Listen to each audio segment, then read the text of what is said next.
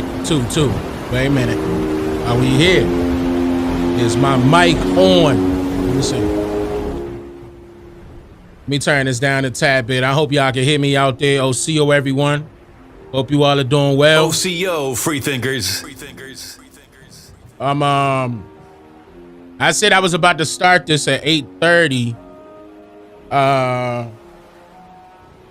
So let me see.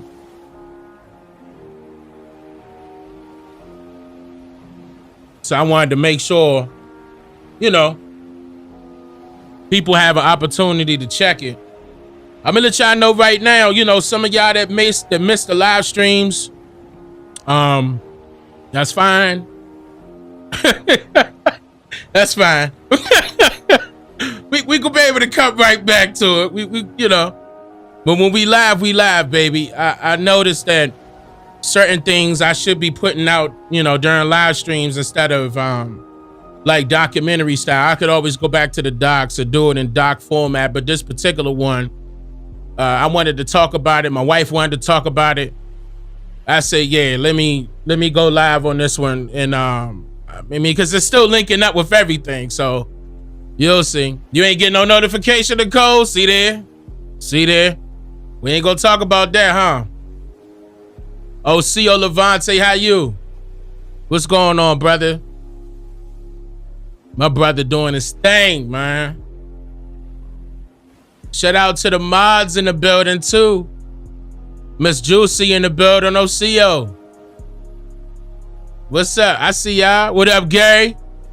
Sean, what's going on? Deshaun, yes, sir. Yerp. Yeah, man. We in here. Hold up. I'm trying to let these notifications ring off, man. I'm trying. I'm trying to give him a second, man. Brandon, aka Arkansas 501. Thank you for becoming a member, Brandon. I appreciate that.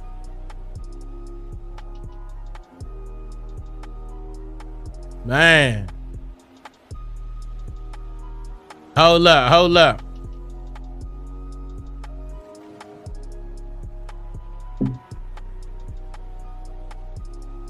Let me let these notifications ring off, man. Whole time, if y'all can, y'all let them know on Twitter, on Instagram, or something. You know, I wish it was an automatic thing. As soon as I go live, then all the notifications go out everywhere. I wish it was. That would be helpful. If somebody come up with something like that, let me know. It would be nice. Notify everybody. But like I'm gonna do a few more minutes, and then we're gonna get started because I'm anxious to get involved in this one. Anxious. I want to go over this. Atkins Semi-Mobile Service LOC is in the building. I see you. See, go ahead. Even if y'all subscribe, y'all can promote the businesses. You see what I'm saying? I ain't hating. For what? You know what I'm saying? Do y'all thing. Come on up in here. You know what I'm saying? You'll never know.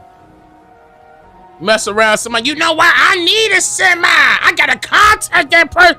And just because you subscribe, you see what I'm saying? It work out. Roanoke, Virginia in the building. Hold up. You about to tell? Uh-oh.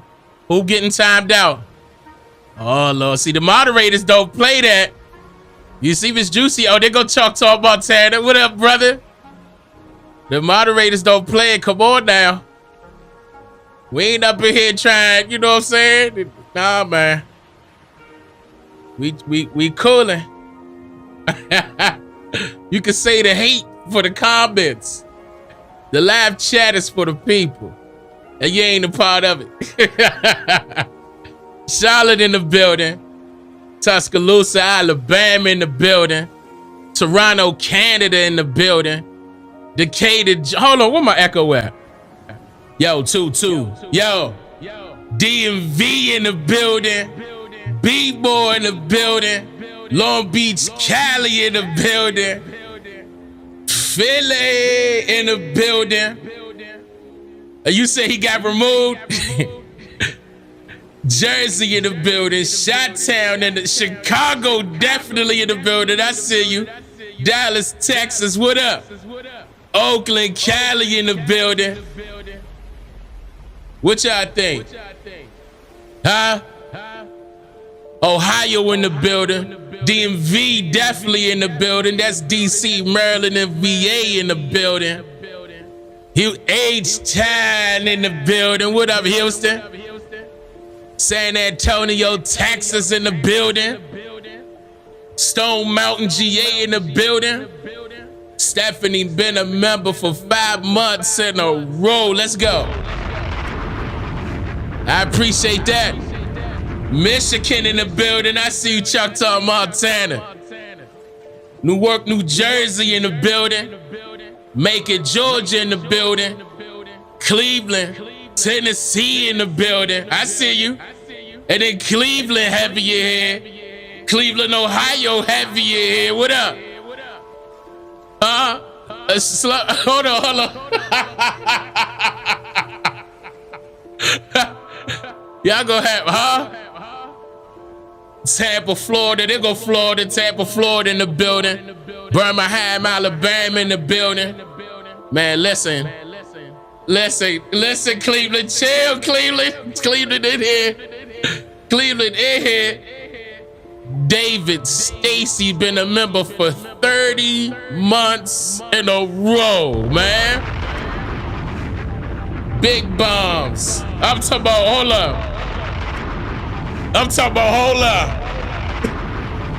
Big bombs. What that say? Baytown in the building. Rochester, New York. Thank you, David. I appreciate that, brother. Petersburg, VA in the building. Toledo, Ohio in the building. Chicago in the building. What up? Duval in the building. I see you, Duval. Yeah, I'm gonna pull up at Duval. I know we gonna have some fun. Nah, yeah, go ahead, snipe them. You know how we do, snipe them trolls. We sniping them trolls. You know what I'm saying? AJ been a member for 8 months in a row. OCO brother, he said 13% and BCU. Shout out to BCU. What up, Top Cats? I gotta give me a sound effect for Top Cats. I gotta do it. I'm gonna pull up something. James Stone been a member for 12 months in a row. You heard me? A whole year. Yeah, for me, a whole year, James. I appreciate that. St. Louis in the building. I see you. Horton, Louisiana in the building. Miami-Dade County. What's going on? Boston in the building. I see you. Yeah, we 13%. Absolutely. Tyrone said Trump 2024. Hey, man. I mean, who else gonna beat him? St. Louis in the building. Hold up. St. Louis in the building. Polar, GA in the building. Montgomery, Alabama in the building. Tuscaloosa, Alabama in the building. Louisiana in the building. Hey. Oh, that's James. What up, James? Ether Creek been a member for 2 months in a row. I appreciate that. Edmond, Oklahoma in the building. Hold up. A lot of bombs. 38 months in a row. My brother from another mother, Brother Coleman, is in the building. Elder Coleman is in the building. That's a lot of bars right there. I could do this for like a whole hour straight. Just, you understand? Stone Mountain GA checking in. Huh? Nicole, why you ain't put your city in here, Nicole? Come on, Nicole Moores. Yep, I'm putting you on the spot. Where you at?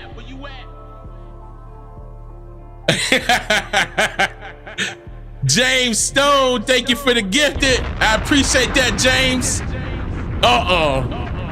Uh-oh. Brother Coleman said, I'm stepping in. Big balls. Set it on fire. Fire. Brother Coleman with the big dono. I appreciate that, brother. Shout out to Mr. and Mrs. Coleman. Definitely always showing love. Set it on fire. Fire. Fire. Fire.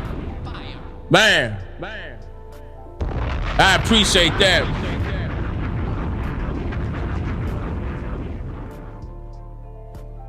Yes, sir. Audio Visual Club, thank you for becoming a member. He promoting that business. Look, I got audio and visuals for you.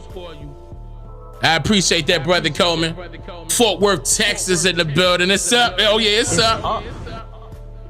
It's go time. What my It's go time, Slim.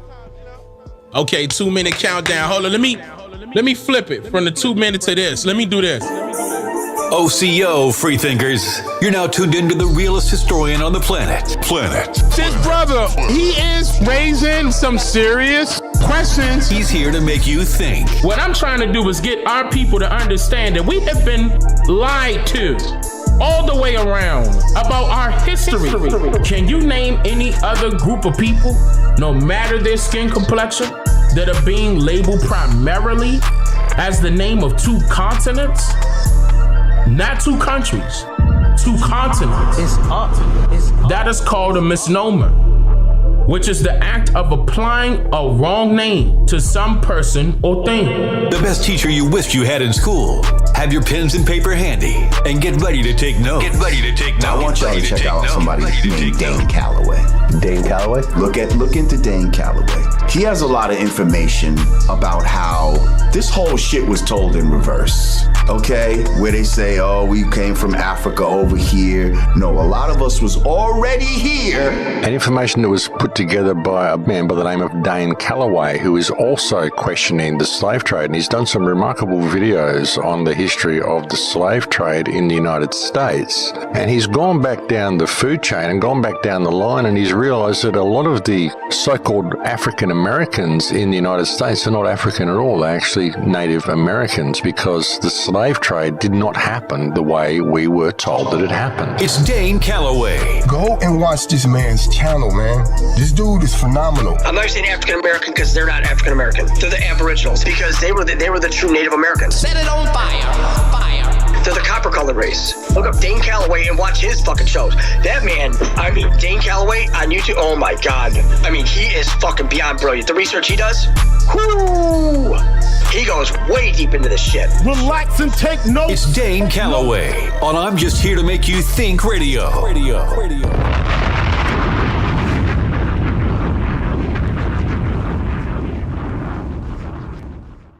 All right, now shout out to those of you that purchased the books.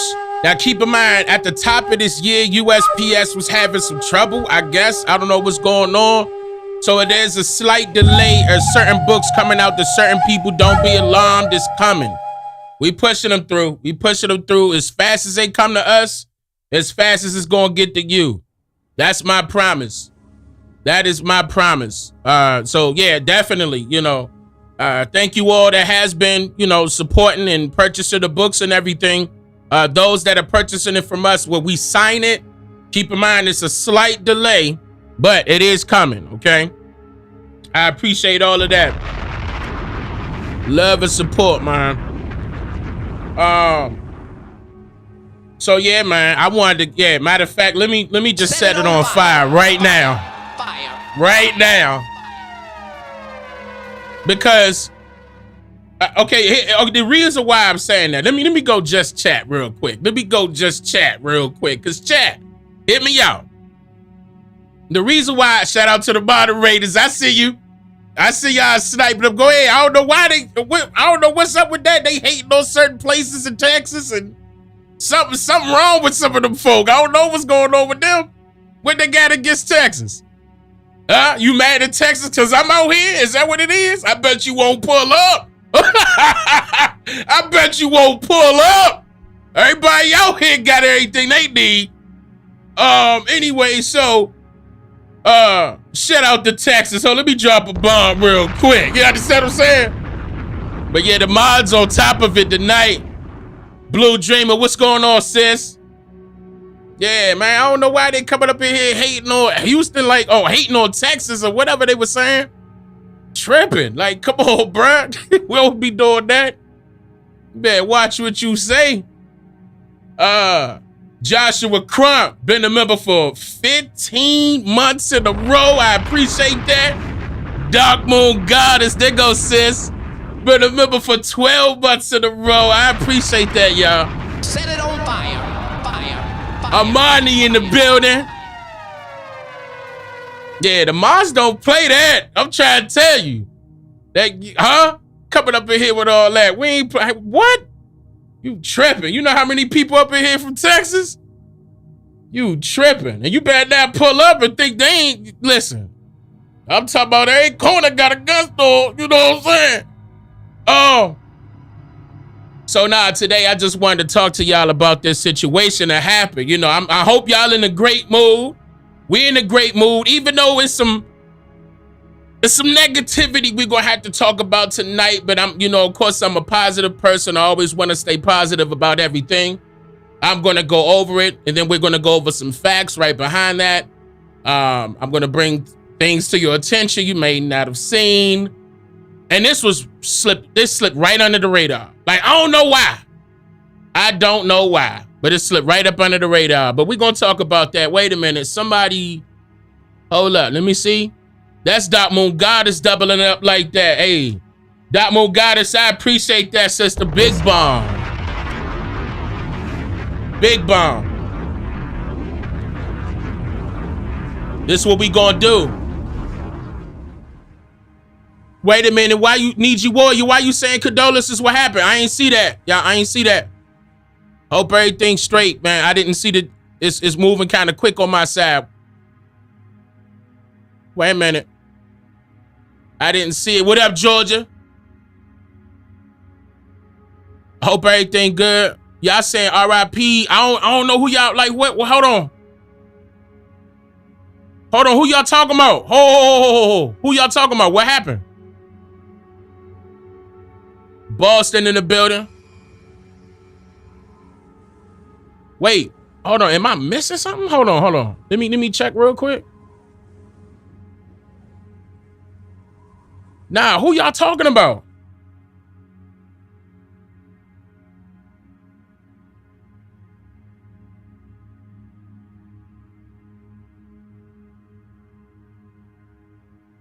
Hold up. I'm double checking myself. I'm over here scanning.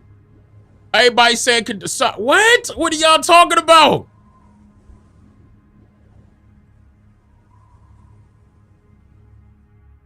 Lost her. Oh, okay.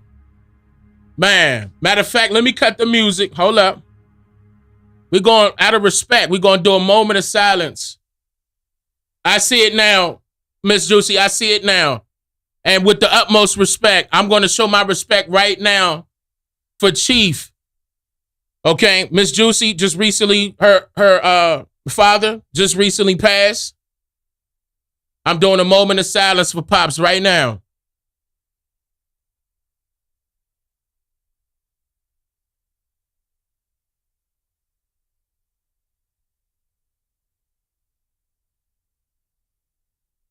Out of respect and love. You understand what I'm saying? And that matter of fact, I'm sharing that same moment of silence for everybody that for anybody that lost somebody recently here. Okay? We show love. Hell no. This love, Miss Juicy. This love. Straight up. This love. And we gonna show up. You understand? You see what I'm saying? You see what I'm saying? Like, I mean, all of us all of us been there. We can relate. And we family here. I'm family oriented. That's priority number one.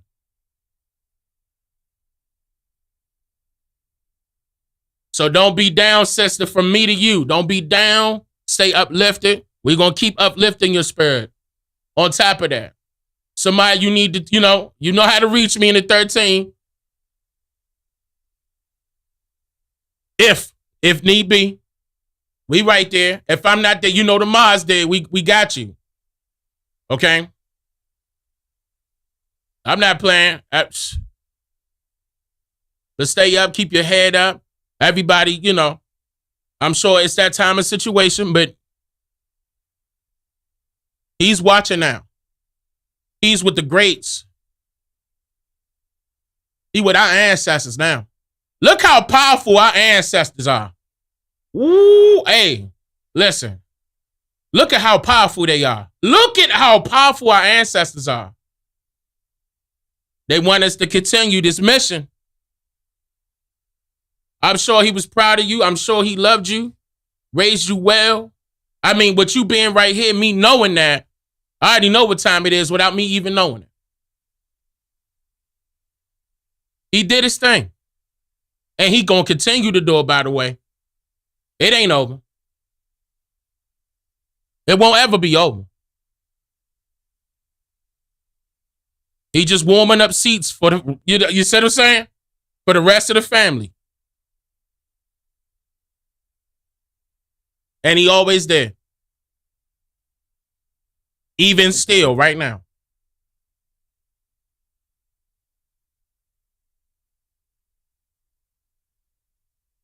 Man, y'all, I really appreciate every single one of y'all that was showing love like that in the chat. That's major. That's major. Especially with that, that's pretty major. I appreciate that. I wanted to get into this particular topic dealing with Joe Biden. And what he just recently did. I want to bring this up to you all. And I'm going to be playing a video. So I'm going to get this video together. All right, so this is what we're going to do. My wife recently, I'm going to refresh your memory real quick. My wife, Tanisha Calloway, recently posted a video. This was about June. Hold on, let me look this up because I want to be right and exact. She posted this video right here on, it was a month ago. Oh, December, I said June. December 9th, right? Now, on this particular video called The History of America, the Genetic Makeup of Modern Day Slavery. Y'all wouldn't believe what just happened, y'all. My wife showed this particular garment that you see. I'm pausing it right here because she was informing the viewers about how our people who are indigenous Niji of this landmass wore this clothing style, of course, but they also created it from materials found only in North America at the time of this garment's creation in 1790. Now, excuse me, my wife covered a lot of details concerning the history behind this garment and other garments our ancestors made, and how foreigners attempted to replicate these garments and even hand them to our indigenous Nijis as gifts on special occasions, or in favor of allowing those foreigners the opportunity to trade amongst them. Okay, they'd be like, well, I'm gonna make a garment that's similar and maybe they'll like it, just so they could fit in. So the idea initially manifested by the malicious writers of modern American history was that American Indians did not possess the skills to create something like this back in the 1700s, and that these skills were being brought from other places like Britain, Hindustan. That's what she was exposing in that video. So, and my wife also detailed that our Niji ancestors possessed multiple skills within this land. And they were the sole creators of this clothing style, okay, and many other clothing styles that are indigenous to this land. Merely, I'm gonna tell you why. Without, if y'all didn't see this video, I'm not gonna give it away, but to simplify things, it's merely due to the material and especially the minerals. Listen, especially the minerals used to form them, like the chemically created dyes, for example. Okay. This is in her video. And notice how this is in the museum. Okay. And this is what we about to go over. Okay. This particular garment is being displayed inside of American Indian Museum in New York. There are a few of them museums in the U.S. as far as American Indians are concerned, and I'm familiar with this one, and I'm also familiar with the one downtown in Washington D.C. Shout out to D.C.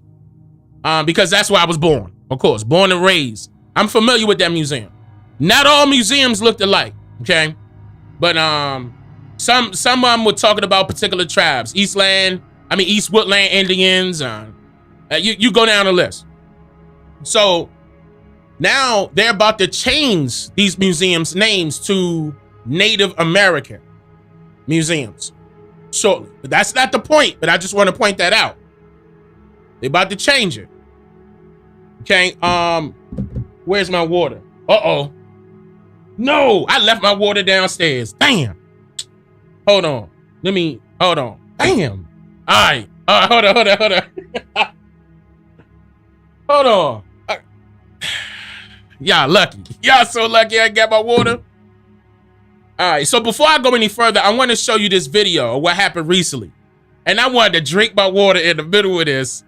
Hold on. But the video that I'm about to play is... Oh, here go my water. God damn. It was on my other side. My fault, y'all.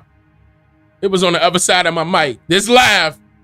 The video that I'm about to play is what Joe Biden and his administration just recently did after my wife released her video about this garment and its history. Okay, the history of the indigenous minerals used to make these clothes and more. Now, actually, because she got three videos on this. I'm just showing you this one because that was first, December 9th. Now, on January, hold on, I'm about to pull it up. January 26th. Watch this. I'm about to play this video real quick. This what happened. The Museum of Natural History is shutting down 2 Native American exhibition halls this weekend. CBS 2's Lori Bordenaro explains that the move is to comply with President Biden's new tribal consent laws. Let's just make sure everybody can hear that. Did y'all hear that? Is this clear? Because I'm gonna do it again. The Museum of Natural History is shutting down 2 Native American exhibition halls this weekend. CBS 2's Lori Bordenaro explains that the move is to comply with President Biden's new tribal consent laws. Right. So President Biden put out tribal consent laws and shutting down exhibitions in all of these museums. Uh-oh.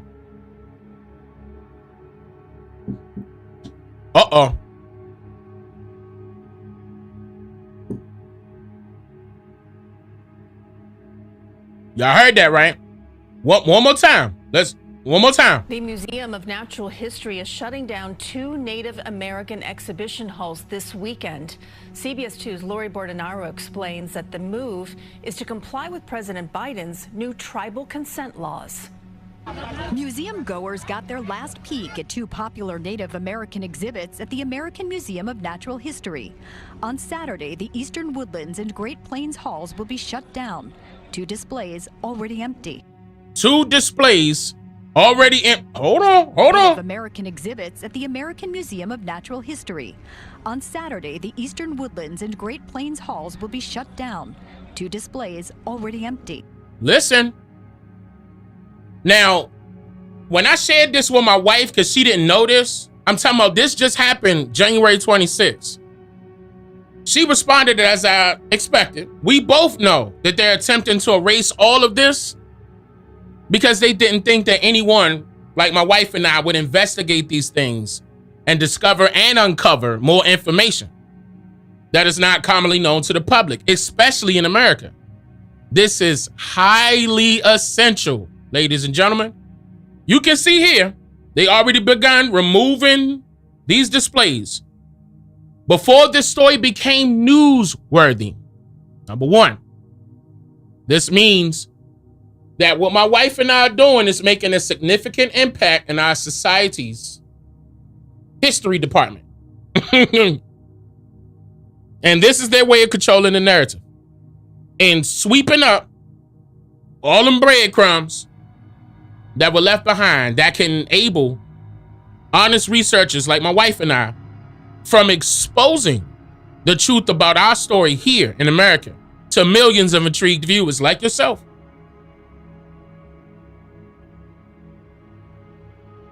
My wife said when she saw this, she was like,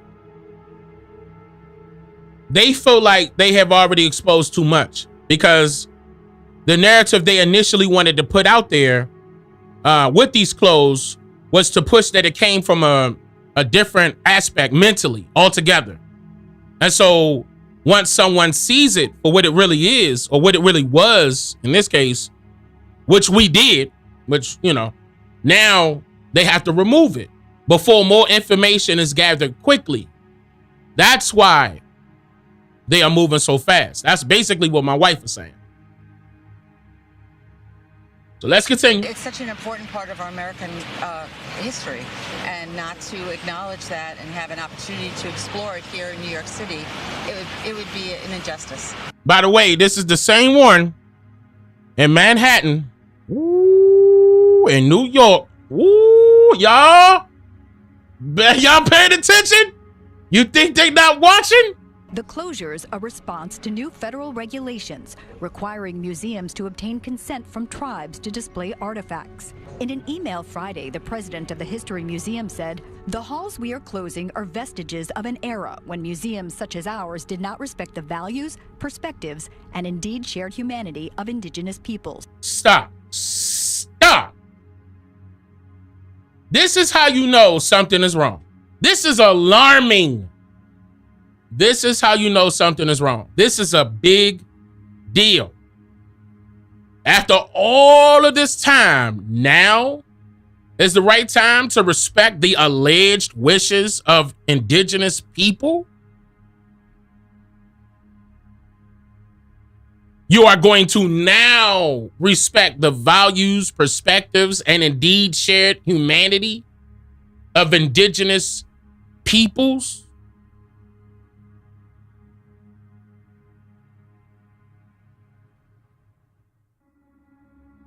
I'm gonna let that sink in. Hold on, y'all. Did you notice right here? Look, y'all. Hold on, let me see if somebody catch this real quick before I mention this. Hold on, my phone ringing off. Hold on, y'all. I'm live. Oh, that's y'all cash apping. I appreciate that. Hold on, I'm coming right back. But I want y'all to notice something. Look at this quote from the president, American Museum of Natural History. What's wrong with this quote? What stands out? Before I tell you, I'm gonna give you 60 seconds. Y'all lucky I ain't got that. Do I have it? Hold on. Nah, I don't got it. I'm gonna get that. 60 seconds. What's standing out? What you know? What is it that you know I'm about to point out? Here. Look at the quote. Hold on. Let me go big screen. Look at this quote.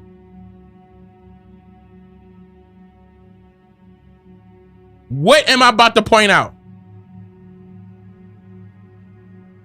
Nah, not error.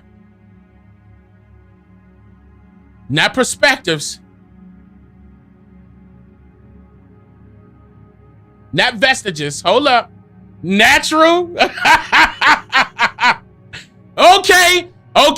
There we go. That's what I'm about to point out. A rising Aboriginal said indigenous peoples.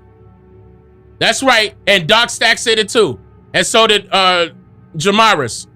Listen, hold on. Watch this, y'all. Watch this. I want you to notice something. No, not even an indigenous part. Listen, I want you to notice how they refer to indigenous people as peoples. Listen, people is a plural word. It's plural already for a single ethnic group. Listen, And peoples refers to multiple ethnic groups. Here. That's a problem within itself.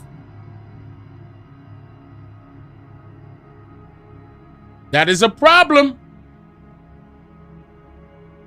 I'm gonna back it up. Hold on. Let me back it up. Not people. They're not saying people right here. That says peoples.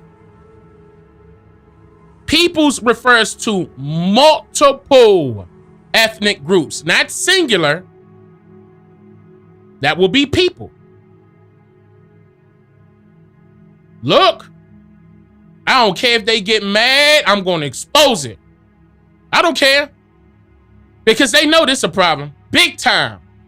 Because how can a true indigenous or the true indigenous people of America be indigenous to America if they are a part of more than one racial group that is not primordial to America?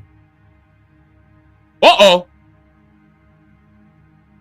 Hold up.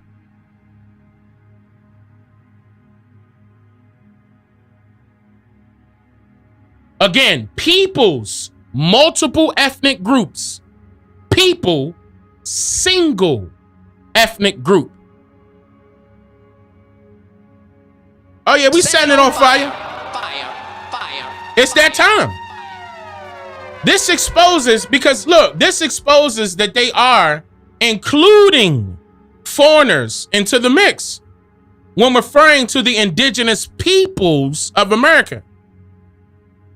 It's right in front of you. This is just like right now, for example, where you can find foreigners from other countries of other continents that want to be included in that reparations proposals. Okay, merely because they share the same hue of skin complexion as you and I, but not the same historical background. It's the same thing. It is the exact same thing.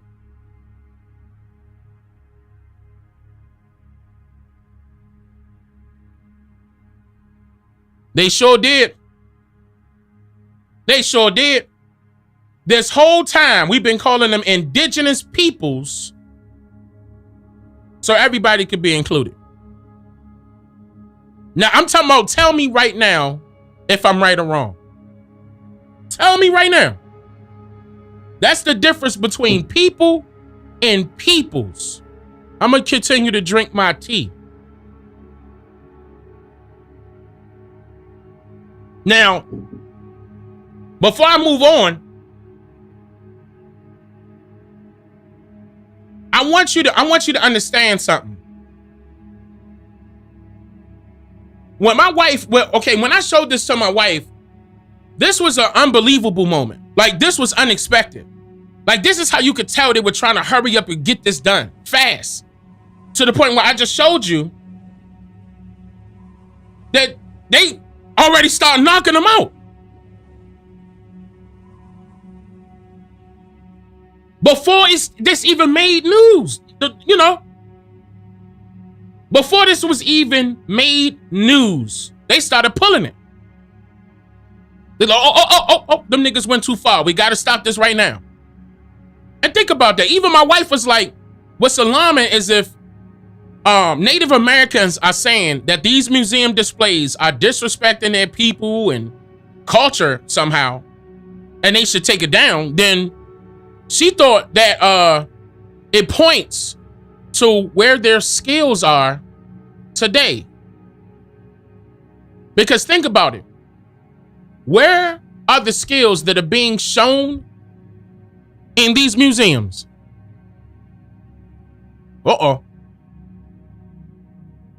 Making their clothing from scratch here.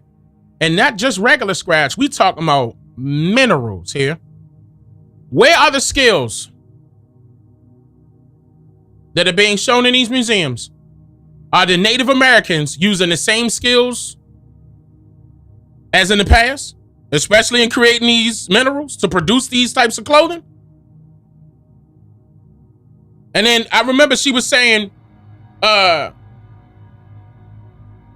what draws more attention to it, more than anything, is that it's going to expose them. So if you genuinely are those who are indigenous to this land, then you should know how to do the same thing that was before. And if you don't, why not? Why not? That's right. Yeah. Oh, yeah. They know who the chemists were, Swarthy. They know who the chemists were. And who was they, Dane? These foreigners? Because where you think they got it from? Just think about that. I don't want my people to just believe that the only thing we had was tobacco and rice and milk and honey. I want you to think about that. We had to survive spring, summer, falls, and winters. Did we run to, shout out to Yellowhammer, did we run to Germany, for example, and go get our clothes and then come back? Did we? Did we call China? China, make some clothing for us. No, we did not. And another thing is this. I want you to think about the things that we were trading. Wouldn't it be more convenient to trade this style of clothing? Let me go back to, oh wait, that was the news portion. Let me pull this up then. With, no. This style of clothing. Like, wouldn't it be more convenient to cover yourself up? Top, bottom, all the way? Wouldn't you want that? I mean, because think about that. If other countries could grow foods or whatever foods they were interested in, right? What else would they be interested in to get from the indigenous people of this landmass? Yeah. We talking about, yeah, but that's even before cotton, though. That's even before cotton. A rising aboriginal, that's before cotton, sis. Listen, this is before cotton. They gonna want clothing. And y'all know that we dominated, by the way, cotton. We dominated. Cotton this was it right here. Was it nobody mass producing cotton more than us? And if you see some hemp or cotton or linen and all that stuff from here, and that's what they don't want you to know. Including the dyes that go on this. Where's it at? Look, because think about that. Did we have a printer back then to print these type of designs on this shirt? Woo, listen, woo. My wife, she went ham exposing this. Now, I'm trying to think if we talked about these metal rings. Did we talk about this, y'all? Because I could talk about this real brief. The metal rings. Matter of fact, I think I did that in the 13% community service. So let me talk about that right now. The metal rings that you see all over, okay, all over this shirt in particular, is knocking negativity away from the person. This is a spiritual thing. This is about protection. Sonic was collecting rings. If you touch Sonic, the thing that come off of him is rings. The Olympic gold rings. The Olympics rings. Y'all can point them out. Who else is, listen to the symbolism now. Who else is using rings as a form, right, as their energy or protecting their energy? Uh-oh, talk. Go ahead, Chad, go ahead. Talk to him. Audi, here we go. Audi got that in their logo, right? Oh yeah, we having fun tonight. Matter of fact, I'm telling you, I'm dropping the bomb for all of y'all. Yes, the championship ring. Yes, Olympics. That's why I said that earlier. The Olympics. Right, Mercedes-Benz. Talk, go ahead. Go ahead. You're going to see this a lot. You're going to see this a lot. Yeah, I said Sonic. I just got finished saying Sonic. When you hit Sonic, them gold rings coming out.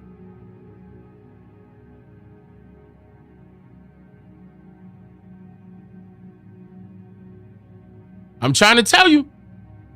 But to go back to this, I want you to think about this now. We didn't have a printer to like print. Well, we did eventually. Hold on. We did eventually. I'm not trying to say that we didn't at all.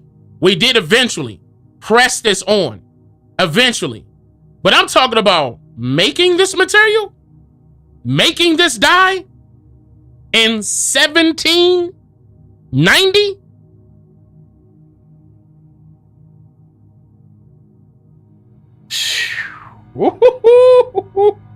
Hold on. You can't see this little spot right here no more. It's gone. They took that out the museum. Took it. Don't want you to know. No. And believe it or not, this is the same side that was already empty before it hit the news.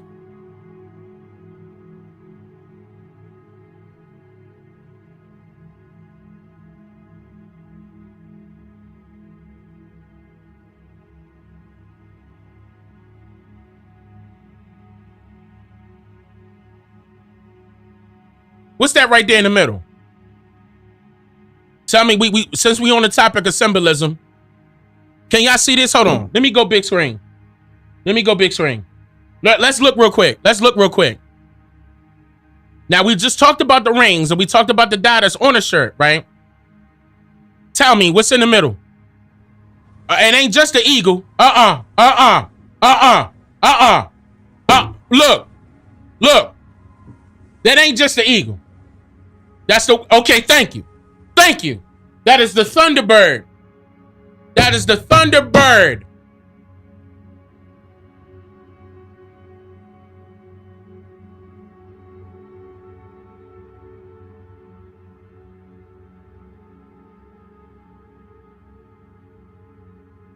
Okay.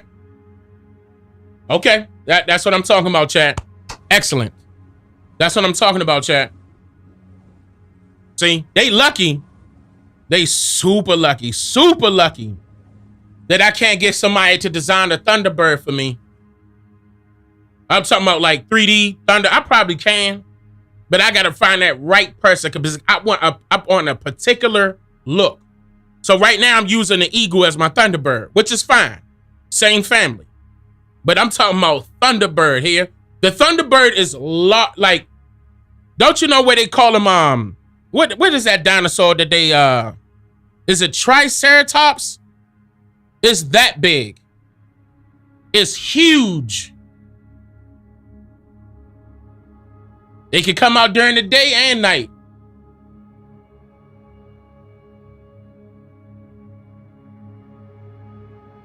I ain't gonna get too deep. I was just about to get deep. Yeah. Huh? Right. Did they find the bones of a Triceratops? Did they? Okay.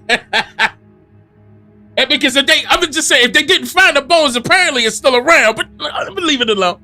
So let's go back to the video.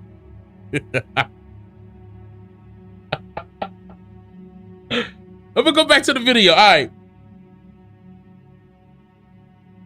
I hope I didn't rewind that from the beginning. Please tell me I didn't rewind that from the beginning. The museum. I did. All right, hold on, my bad. Wait, right here. Yeah. We right here. Perspectives and indeed shared humanity I jumped right to indigenous it. peoples. Totally makes sense. I mean, you know, it's their stuff, their ancestry, their heritage. I think they absolutely deserve consent from the tribe. I mean, that's their people, their culture. Hannah Jimenez is a Native American student at Columbia University and grew up on a reservation. I just think it's a big win for tribal communities in the sense that... Stop.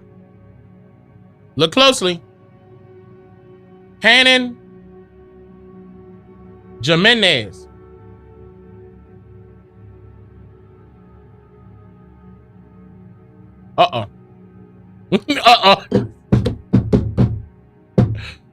Hold on.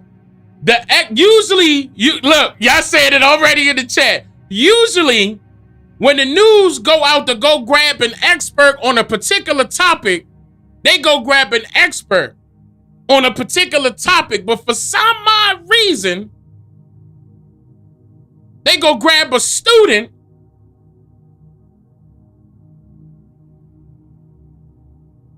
Jimenez that is nowhere near indigenous to this land. Nowhere near. Not this land.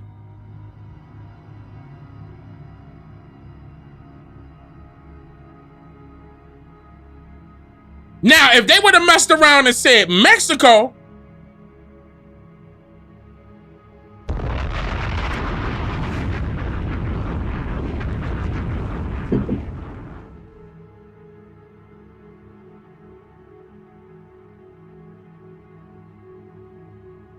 It's up.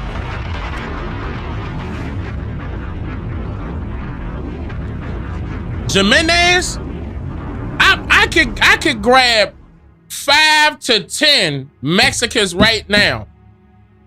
It's pronounced Jimenez. I could grab them right now, and they are really going to confirm as soon as they hear that last name. So Jimenez. So it's pronounced Jimenez. Okay. They gonna confirm. Matter of fact, if it's any Latinos in the chat, talk to me right now. Right now in the chat. They said that she's Native American, number 1. Number 2, student. Number 3, lived on a reservation. Let's go back for a second. I don't know if y'all heard that. Wait a minute. Hannah Jimenez is a Native American student at Columbia University and grew up on a reservation. I just think it's... What reservation? What reservation? What are you talking about? Deserve consent from the tribe. I mean, that's their people. Notice how they tried to hurry up and say a few things. And let's find out what she... Hold on, I don't know.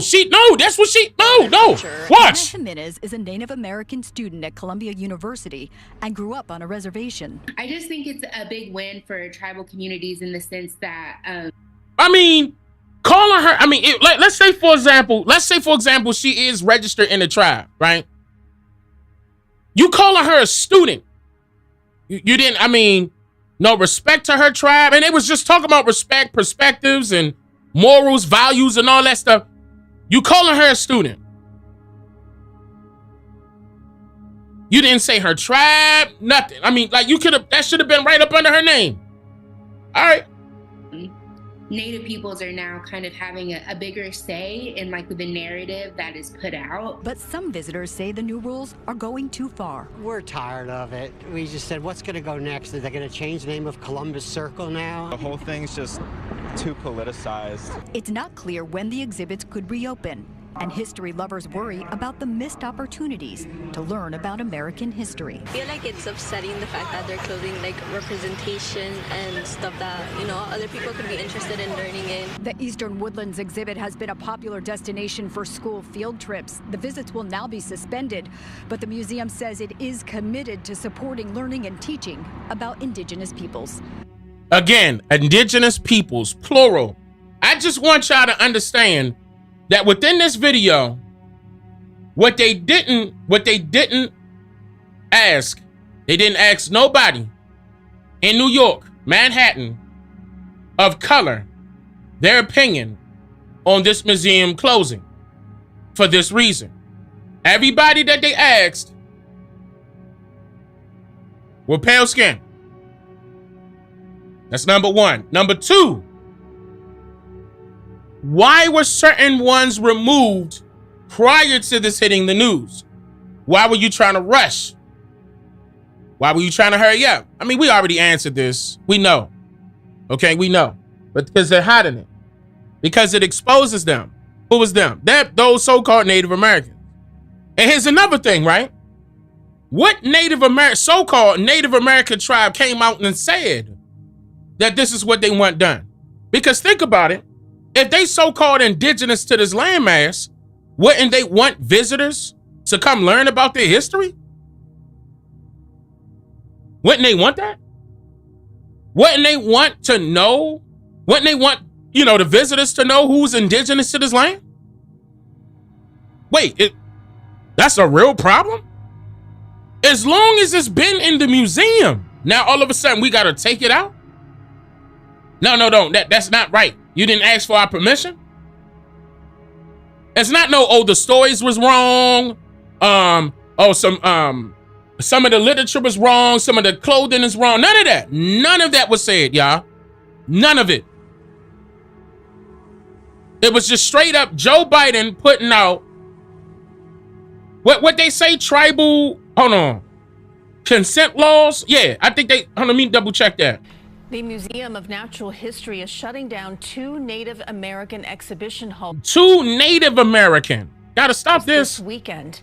CBS 2's Lori Bordenaro explains that the move is to comply with President Biden's new tribal consent laws. Tribal consent laws. So this is what I'm saying. Again, what Native American tribes? Now, they talking about East Woodlands. So if they, at least that portion of it, East Woodlands, that means a few things. That means a few things. So now we're going to have an issue with who? Because you ain't talking about nobody on the West. You ain't talking about plain Indians. Uh-oh. Eastern Woodland Indians ain't plain Indians.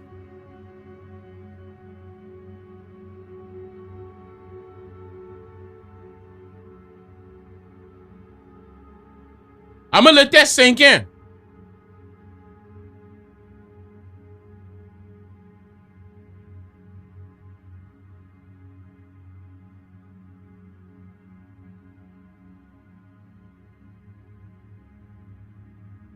Ojibwas, the Crees, Iroquois, Eastern Woodland Indians are not plain Indians. What are we doing here? Mohegans or Mohegans. Some of y'all gonna say Mohegans. Somebody lying.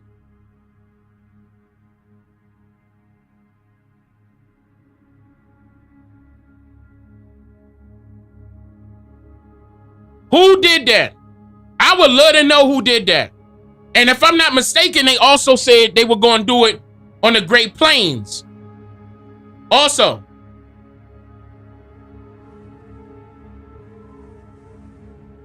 that sound like to me, let me explain something right now. That sound like foreigners trying to change it. They want it taken down so they can rewrite it, so it can match up with them. Then they put it back up.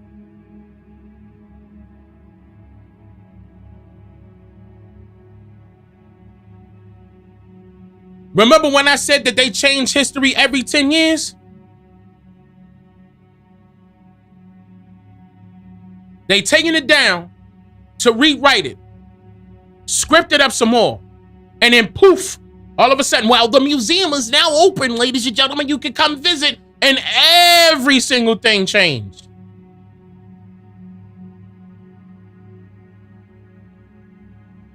Now they're gonna look more Mongolian. You know, there's a few exhibits, and I'm gonna make sure I pull this up in another live stream. There are more exhibits out here right now that showcase the Eastern Woodland Indians. What they look like. And here's another thing. How come they not using, and I'm gonna call them ancient, because they're older, they're much older than these museums. How come they don't use the ancient, again, this is me saying ancient. They're not that old, but they're older than these museums. The tobacco statues.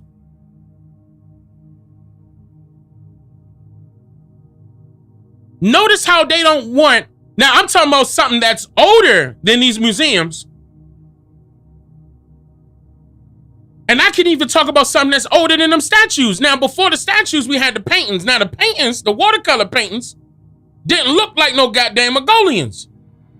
They started changing up them paintings to all those paintings right now that y'all see that look like Mongolians, straight up, that look like Chinese. That's why I'm saying Mongolians. Were done by the Chinese, literally.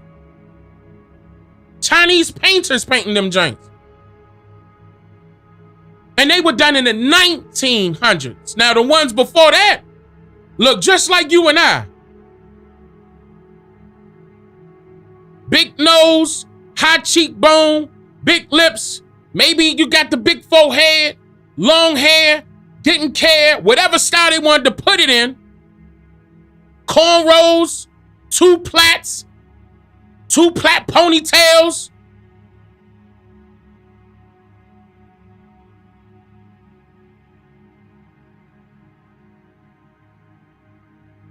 We ain't got no museum with that though. Something not right. But again, I just want the people to know that I'm very familiar with what they're doing, and so does my wife. In fact, I told y'all the EGK win is coming from the Ojibwa, East Woodland Indians.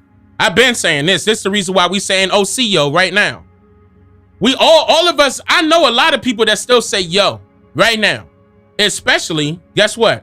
In New York, answering the phone, yo, hey, we down there, blah, blah, blah, blah, blah. It's a still indigenous tongue that we are using right now. I caught somebody, was it yesterday? On my Instagram. Talking about, matter of fact, let me see if I can pull that up because I thought this was hilarious. Let me see give me a second. Let me type this in. I thought this was hilarious, man. And it's sad at the same time. Hold on. Oh, wait, Killer Mike got arrested. Killer Mike has been taken away in handcuffs. What? What happened?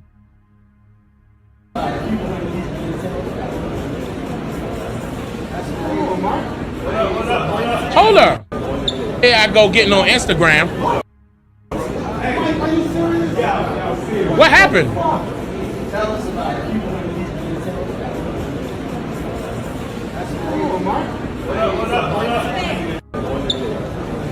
This is Killer Mike. Are you serious? Yeah, serious. What the fuck? Tell us about it. Okay. I don't know what happened. I can't even speak on that. They said at in crypto.com. All right, hold on. Let me. Can you? And I want to pause this, and I want to go to. Hold on. I want to show y'all something real quick. Give me a second. While we waiting, I'm gonna go to just chatting so the chat could be popped up, because I'm trying to grab that real quick. It ain't gonna take me but a quick second. What the hell happened to Killer Mike, bro?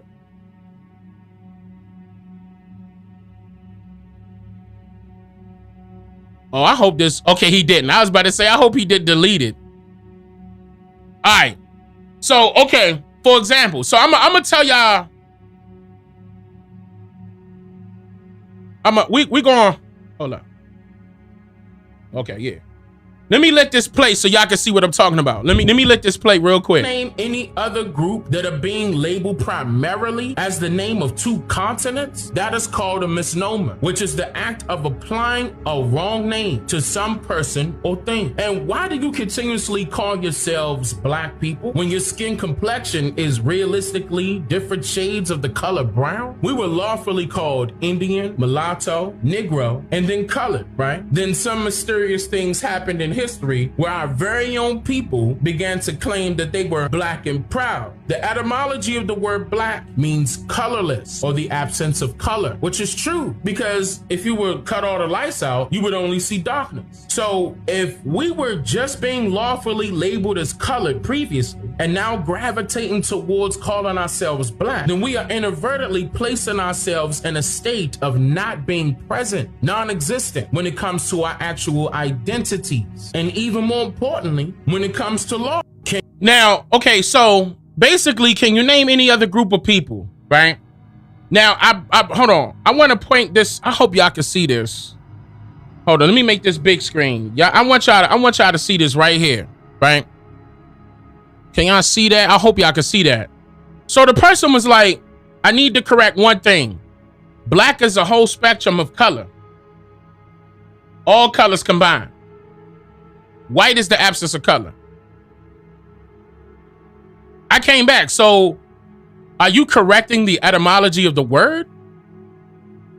No, I'm challenging. He came back. I'm challenging the source from which the etymology of the word black was derived. Keep in mind, our original language is in English. Stop right there. This is why our people are suffering. Lack of knowledge. Now, I'm not going to knock the brother because I'm sure that a lot of people don't know that. But I came back. I just want y'all to see this right here. English is indigenous to North America, according to Noah Webster and the Noah Webster Education Foundation. The English language consists of, quote, 26 different languages reflecting the languages of ethnic communities found in the United States. Not in England. Not in London. Hold up. Hold up. Found in the United States. Not United Kingdom. Not Britain. I'm probably going to be the first person to tell you that English came from this land. I've been saying it. Videos is out right now. This is out in video format right now. The history of the English language. I think I got like 2 or 3 of them out right now. Hitting it from different angles. This is in there. That's a direct quote, by the way. Direct quote. And then I said, keep in mind that he published the first commercially used English language dictionary in America. That's another thing. Hold on, I wanted to show y'all. Hold up. I wanted, because in the video, okay, in the video, I was telling y'all about his first one. Remember called the blue back speller. That's what it was called. A grammatical institute of the English language. It was also known as the blue back speller. That was in 1783. That's even before we get to his 1828.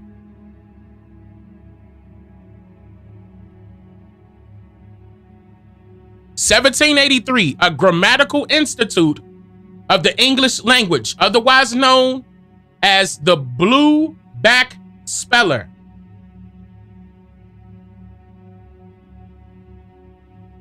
Now, some people may be familiar with his dictionary that he came out with in 1806, which was, I'm trying to think of the name of it. A compendious, what did he name it? Damn, that thing downstairs. I believe it was a compendious dictionary of the English language, if I'm not mistaken. I believe that was the name of it, but that was the first official one, 1806. Then he came out with an American dictionary of the English language in 1828. And you know, it's people out there that don't want to look at it. Keep in mind, this is where they told you to go look stuff up anyway. Even when Merriam got, when he started putting out his dictionaries, guess who he came out with? He came out with Webster, the Merriam-Webster dictionary. Webster was first. And he ain't had no cut cards. Straight up told you 26 different languages in the United States.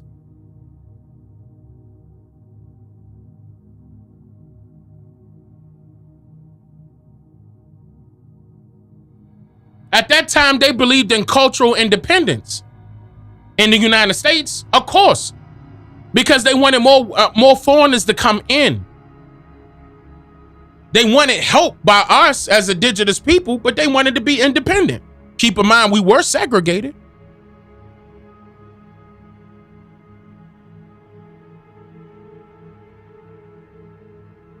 Keep in mind that we were segregated. Noah Webster is a part of America's scholarship and education. He's at the top, damn near, basically.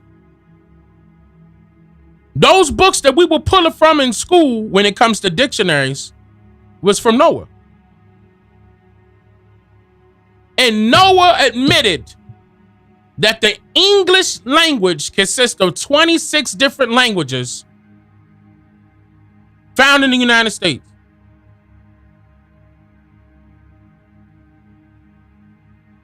Okay, Compedius Dictionary of the English Language was correct. Okay, I appreciate that, Blue Dreamer. Thank you.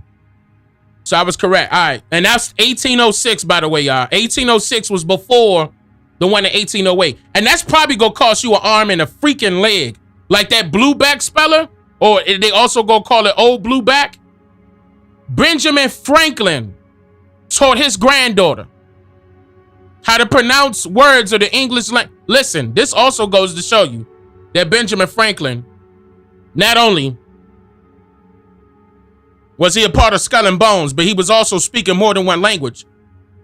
He was teaching people inside of his family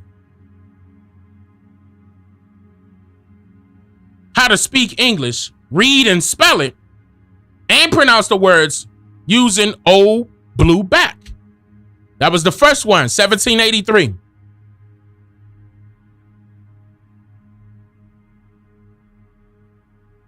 Y'all can look this up.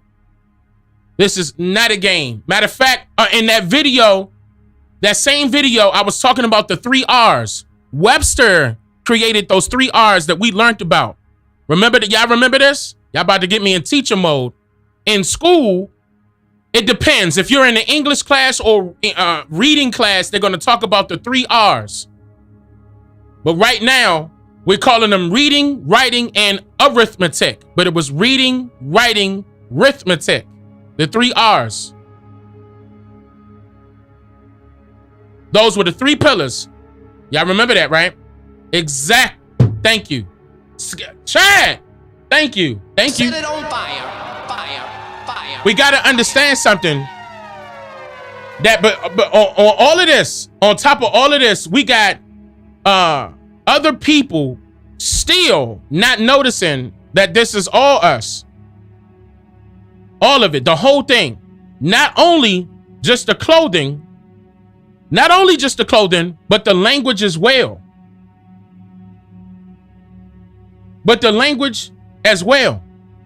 And I want you to think about that, because like my wife was saying, I should play that right now.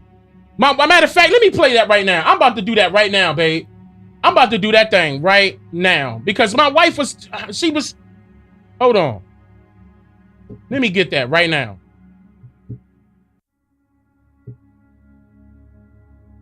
Think about that, though. Still to this very day, they got our people believing that we got our last names and even our first names in some occasions from foreigners. But think about that. If Anglo-Saxon, it wasn't England, it was England. Anglo-Saxons, Anglo-Normans, that's where you get that from. It wasn't because of the language. It was what they were. It was who they were and who they still are right now. Think about it. You respecting them by calling them Europeans when you need to be calling them peons. Remember how people used to say, yo, crack of this, crack of that? Call them peons. I bet they get right back in their place here. Call them what they are. Call them what they are. The ones that's disrespecting you, call them for what they are. Peons. That's exactly what they are.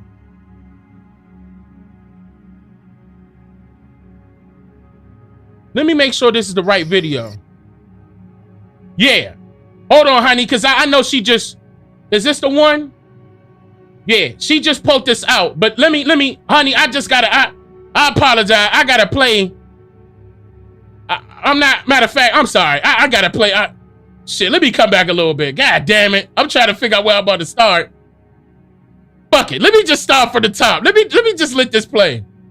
Let me just let this play, hon. Perception of racism, stories about the American slave trade, including the unpopular American white slave trade, classifications of race, American history, and even Black history, and so much more. They tend to leave listeners in a gray area to fill their mental voids with influential new ideas through color. Does color theory play a pivotal role in shaping the narratives and influencing historical perspectives? And if so, how can something as simple as a color help influence the public's perception? Now my wife cracked a code here, okay? This is another reason why they hid it from you. They hid it behind this. Keep in mind that the guy on Instagram was talking about color, right? Oh no, black is the, combines all the colors, and white is the absence of color. They're confusing you. Black is white. White is black. It's the same thing. I'm talking about if you walk into a room right now and it's pure white, where the color at? If you walk into a room and it's pitch black, where the color at? What? Do you see color? Or the absence of color? I'm talking about if I walk up on your front door and toss a flashbang. Let me stop. Hold on, let me play it. There go Dane Calloway. What the I can't see. My bad, y'all. I was just experimenting. What the I can't hear. What's this? I can't see. What you think the military used the flashbangs for? To show them color? Or to blind them people? When they pop smoke, usually it's black, right? Are they popping smoke to help people find them? Or they popping smoke to make sure people can't find them? We need to move. Sergeant Calloway, pop smoke! I'm popping smoke! Smoke out! What? We running through that smoke. You can't see us?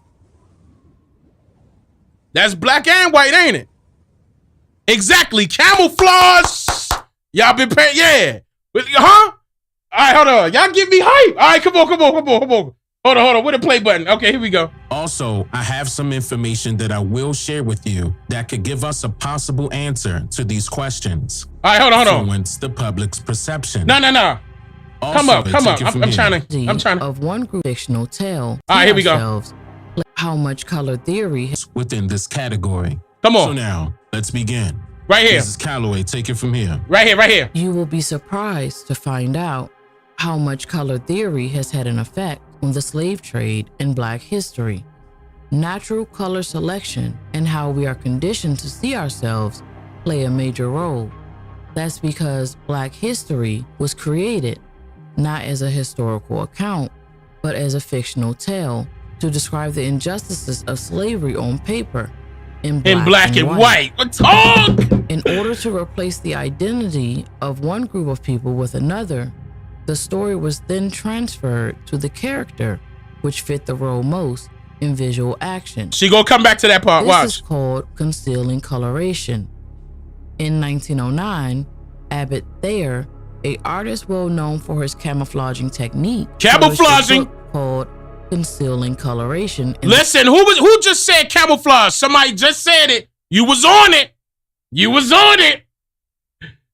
Hey, watch this. And think we don't got these books here. We be telling you the sources. You gotta pay attention. The Animal Kingdom. In this book, he talks about concealing coloration, in which he states that concealing coloration means coloration that matches the background.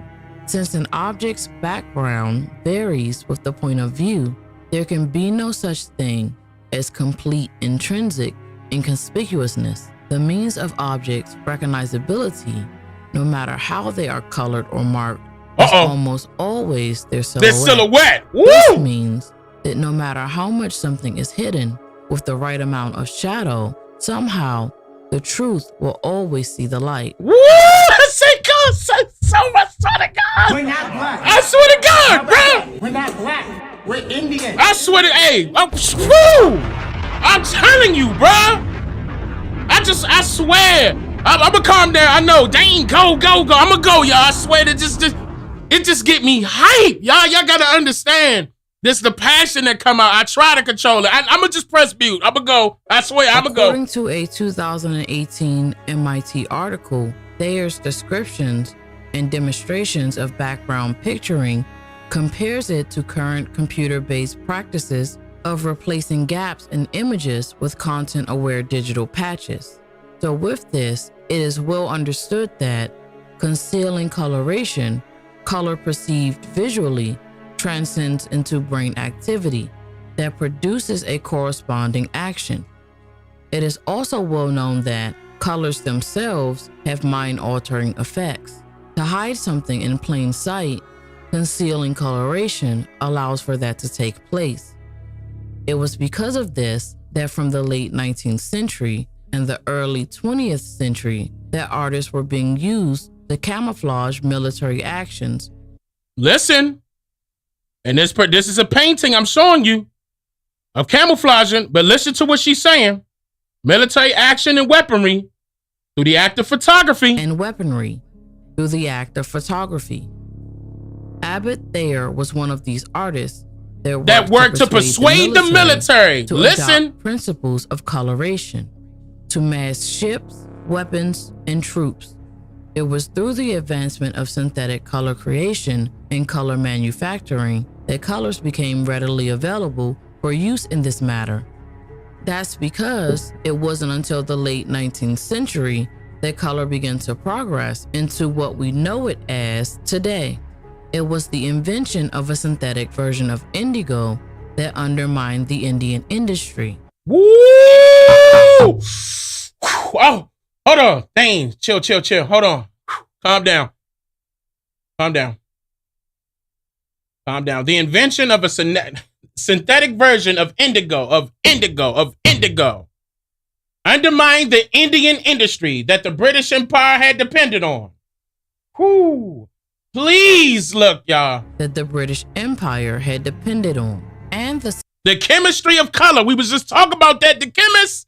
Come on, bro. You think they don't know this? Alizarin red in 1868, which established the dominance of the German. Look at that. The nigga, the chemical company. Remember I went over this? This video's on my channel right now. It's the chemical industry. The oil. Come on, y'all. Companies such as BASF, Bayer, Hooks, Ciba-Geigy, Ige Farben, and ICI what they do as dye manufacturers. In 1883, Adolf von Baer identified the molecular structure of indigo. And by 1887, Badish Anilin Unsoda Fabric, now BASF, Actian Gesellschaft, patented the commercial production of a synthetic indigo. That's it right there. Discoveries in indigo earned him a Nobel Prize in 1905. And before the invention of synthetic color and dye manufacturing, colors were created from natural substances that could only be found in particular locations. The colors were transported to different materials using organic dyes, and they were derived from the plants and/or animals of that particular location. The University of Chicago library section on organic dyes and lakes states vegetable dyes can come from all parts of the plant: bark, berries, hulls, leaves, roots, seeds, stems, or wood. Animal dyes come from the ground insects such as reds of the cochineal or kermes, which are harvested off of cacti or oak, respectively. From insect secretions such as those that produce the red lac, or and our ancestors knew this, such as the sepia ink sacs of cuttlefish, or the most famously rare Tyrian purple, to produce 1 gram of dye.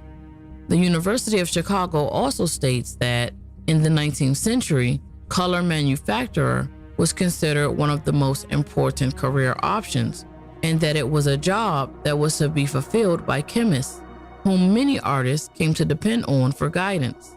See? Because these chemists understood color theory science, which describes how colors work. And specifically, much of the science that is used today when it comes to the influence of color on people comes from the understanding of how plants and animals conceal themselves in nature.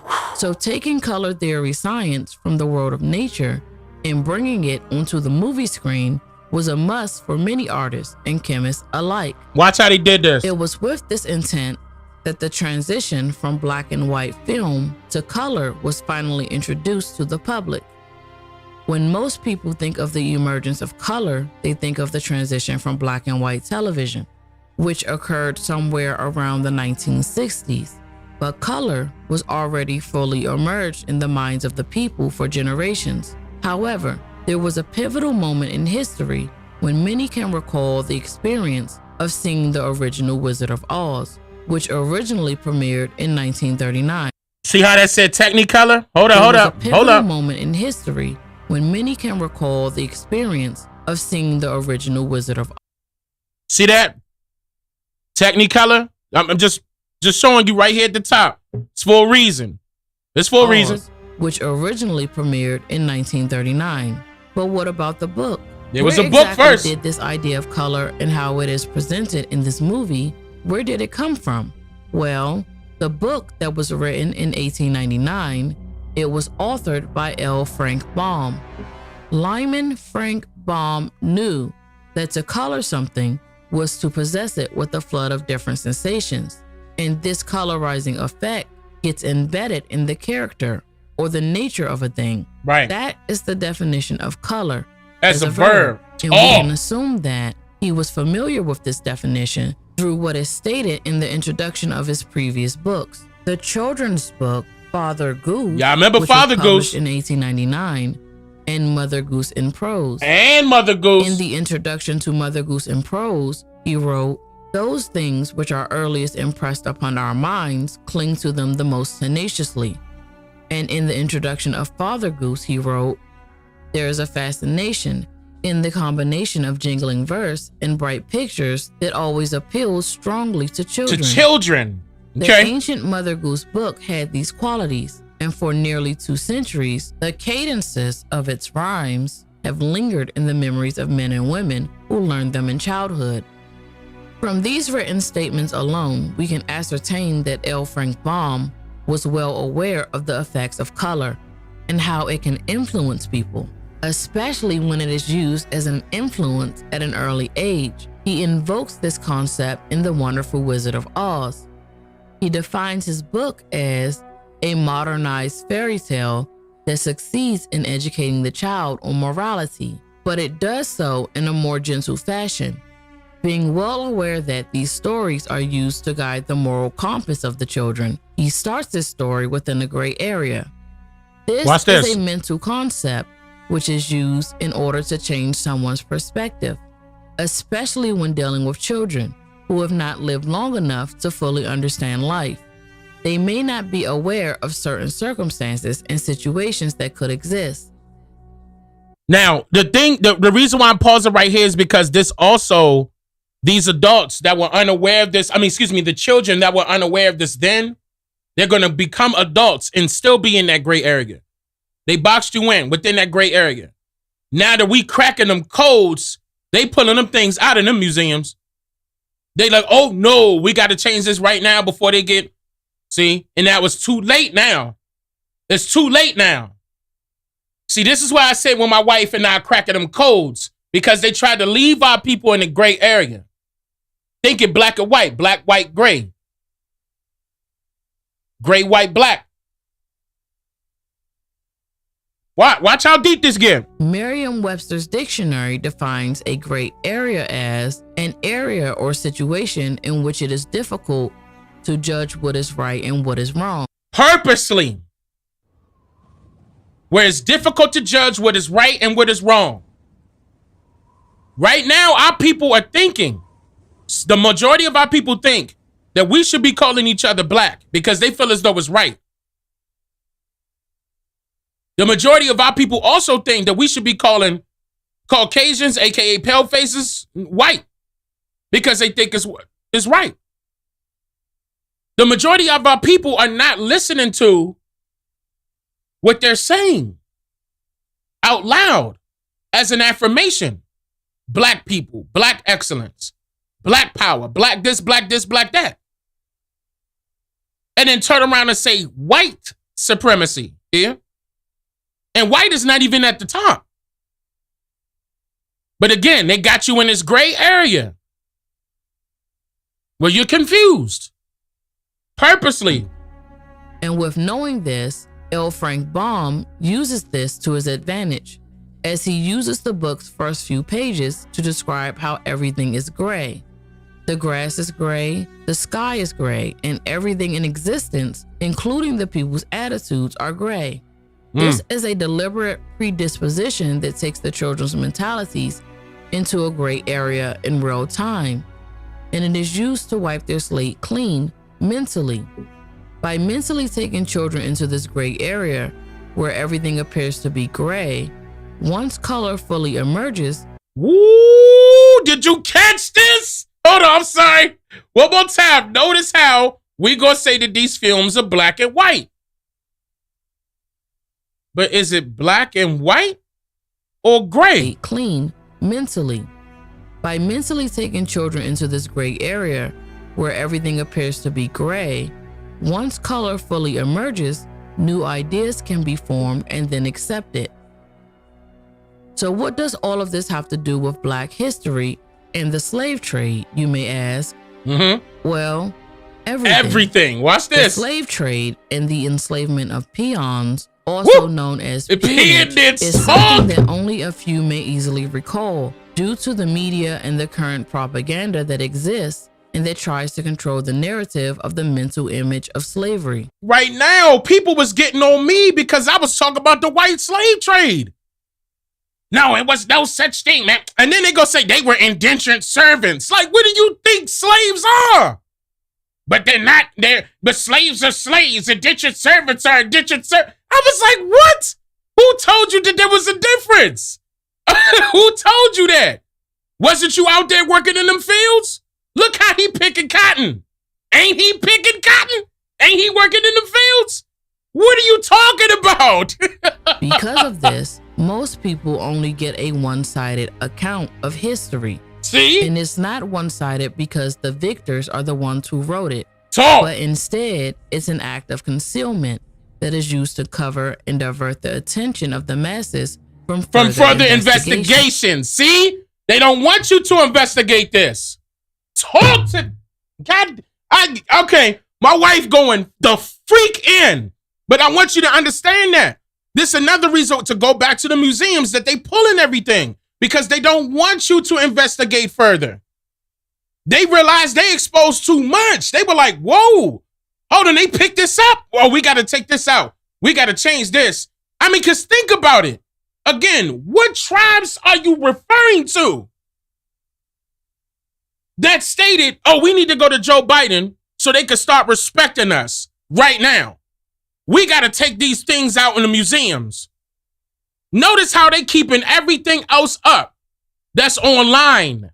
You can purchase garments online, headbands, feathers. You ain't coming at the Amazon. You ain't coming at the Etsy. You ain't coming at the Facebook, that Facebook thing. No, but you got to come after the museums. It's for a reason. And we telling you what the reason is right now. And because this information can't be easily erased completely, it is dressed as a new character within the form of Black history. So now, since they can't erase it completely, they got to dress it as a new character within the form of Black history. Watch. Black history meaning history that we all want to be forgotten. According to Colorito, or the harmony of coloring in painting, which was one of the oldest books on color theory, Black is a deep hiding or privation of lights. That is why it was rewritten as Black history. It is a history that has been rewritten, but with only subtle changes then now introduce the Negro as the slave, as it also merges the Negro with the copper-colored Indians of America, labeling them both black. See? It was with purposeful intent that they have now been colored and marked as the main characters of slavery. Think about it. We went from Indian, Negro to colored to now black. Listen to how deep that is.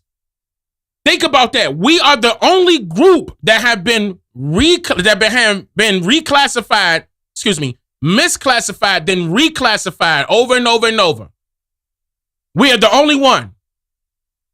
Indian, Negro, colored, and now black. So each level, each of those or levels are pushing you further away from existing. They're trying to erase you. They're erasing everything. Your culture, your history, your heritage, your language. Like people think right now that English ain't us. Right now, I just showed you that. And Noah Webster ain't got no reason to lie. He the one that created the damn dictionaries. Look at how they doing that to us. And when they say it be your own people, the reason why it be your own people is because they purposely gave them color theory. We fighting over it right now. I couldn't believe people. I'm talking about, I posted that video on Instagram, YouTube, and TikTok. People in the comments, white is the absence of color. Black is all the colors combined. You don't know what you're talking about. You don't know what you're talking about. And this is where it is. They falling right for it. And they're going to give you black history. Ain't no such thing as white history, yellow history, red history, green history. That don't exist. Why you think black history came? It wasn't because of Carter G. Woodson. Carter G. Woodson had Negro History Week. Negro History Week, not black. You know that was an agenda. In this desperate attempt to give incoming foreigners a better future for their current offspring and their future generations to come, this plan was devised to erase the white slave trade completely from the history books. Look at them. These are foreigners, poor foreigners.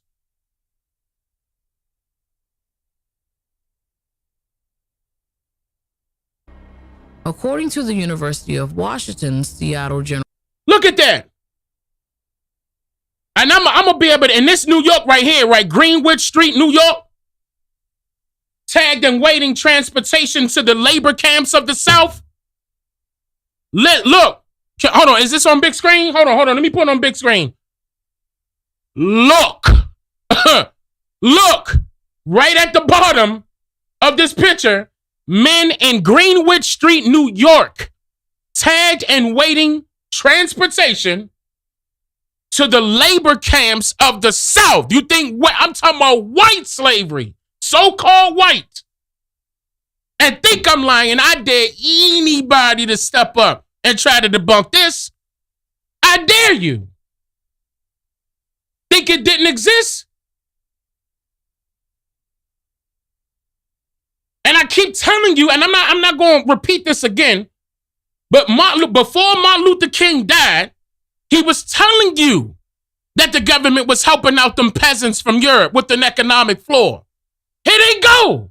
Where you think they were? They right here. This whole time they were peons. Euro peon, money-making slave. Because you making money for your slave master. And for yourself. Otherwise, you will be poor, awaiting work. Keep in mind, they went to the labor camps of the South. They went to the labor camps of the South. They say it right here.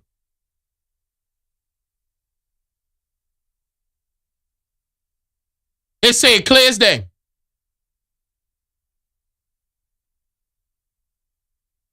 Hold on, y'all good? We good?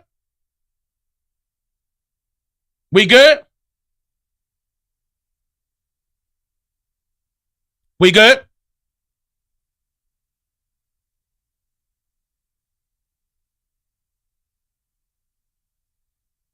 Y'all saying that it started free? Okay, loud and clear. All right.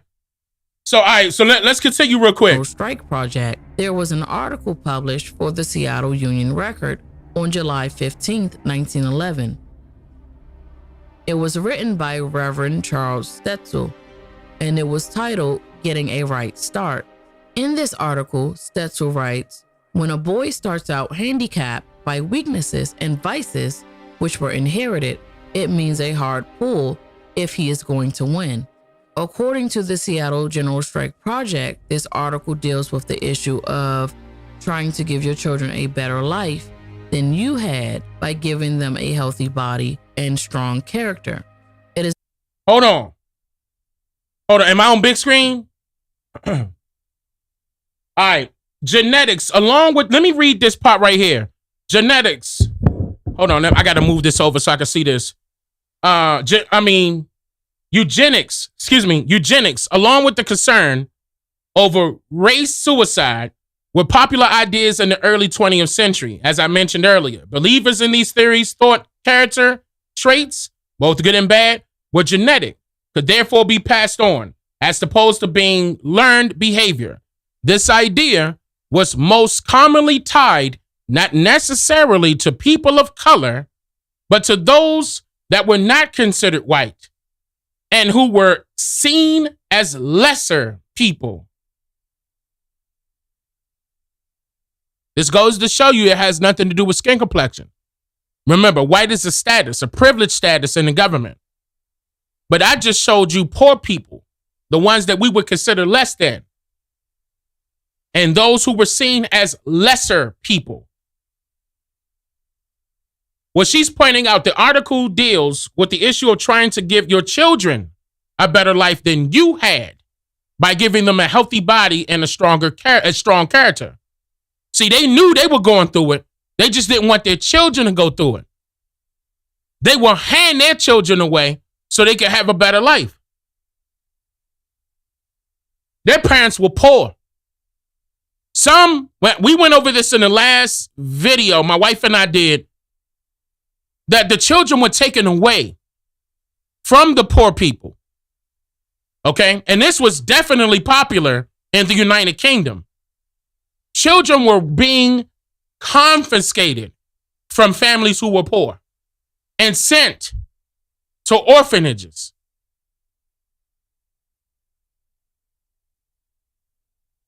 It's about to get deep. They became orphans. That's right, orphan trains. And the parents were forced into labor camps. They had to work. This is the part they don't want y'all to think about. This is the part they do not want y'all to look at. This is the reason why they were calling them peons, because they were always peons this entire time.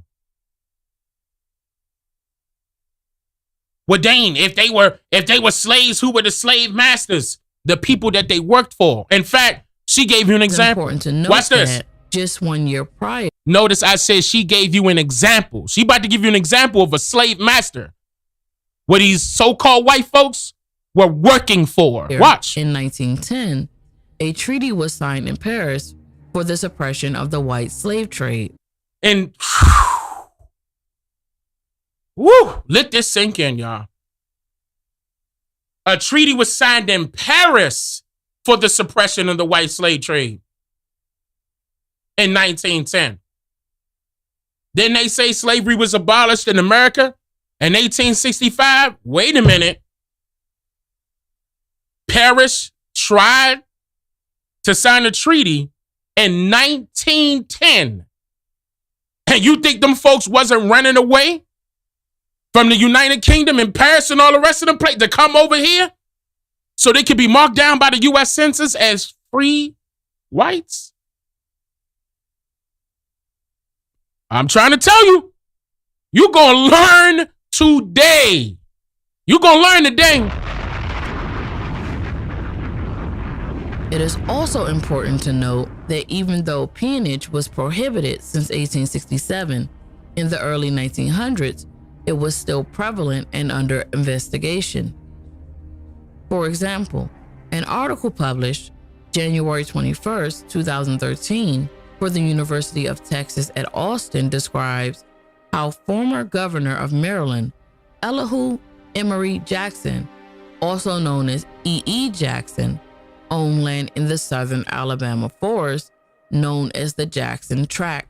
And in the early 1900s, Jackson, along with several other lumbermen and railroad executives, carried out a strategy that required transporting poorly provisioned European immigrant labor deep into the forest to perform the brutal task of felling and hauling timber. Stop. That's a direct quote here. Direct quote. You gonna say that he wasn't a slave master? Or owner of a business? Set it on fire. Fire. I'm telling you. And we got more. By the way, we got more.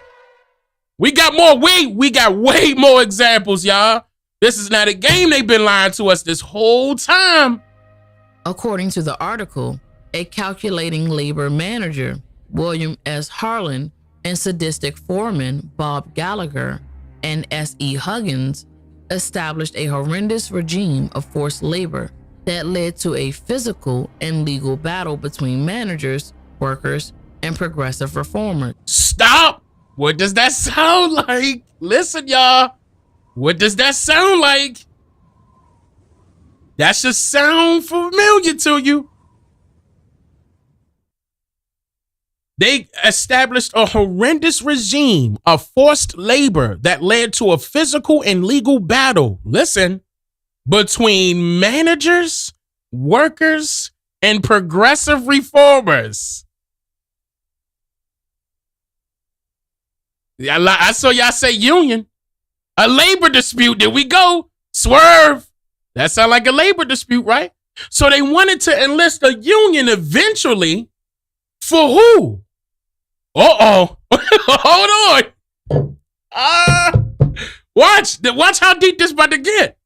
Because listen, remember they told us, they said that our people weren't getting paid for slaves. I mean, as slaves. I told you if they were slaves, they were getting paid little to nothing.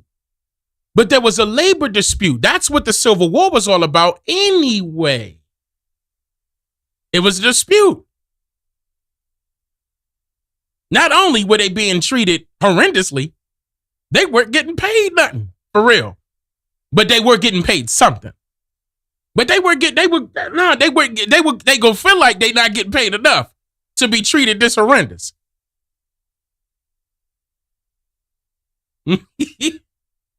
Still to this very day, we asking for reparations and them so-called white folks ain't budging. But you think all of a sudden we was complaining back then, they gonna budge for us back then? Or would they budge for their own people? That should make you question what the civil rights was all about. We got all month. Watch. We got all month. We gonna go in. The civil rights movement. Was it for us or them? I'll try to tell you. Yes, reclaim your land. Absolutely. Exactly. Taxpayers are slaves. That's right, Blue Dreamer. Ask not what this country can do for you, but what you can do for this country. That's right. That's right, Yellowhammer. Self-government. Woo! Talk to him, DJ Divine Rising. It's that simple. Yes, that's Raja. They gave themselves reparations. Think about that. They gave themselves reparations. Why do you think they delaying on giving us reparations? But they get these so-called foreigners are getting everything, y'all. We could go down the list. They getting everything that we should be getting, that we think that we should be getting. This is the reason why it's important for us to take over the land. This is the reason why it's important for us to take over our governments, reestablish everything.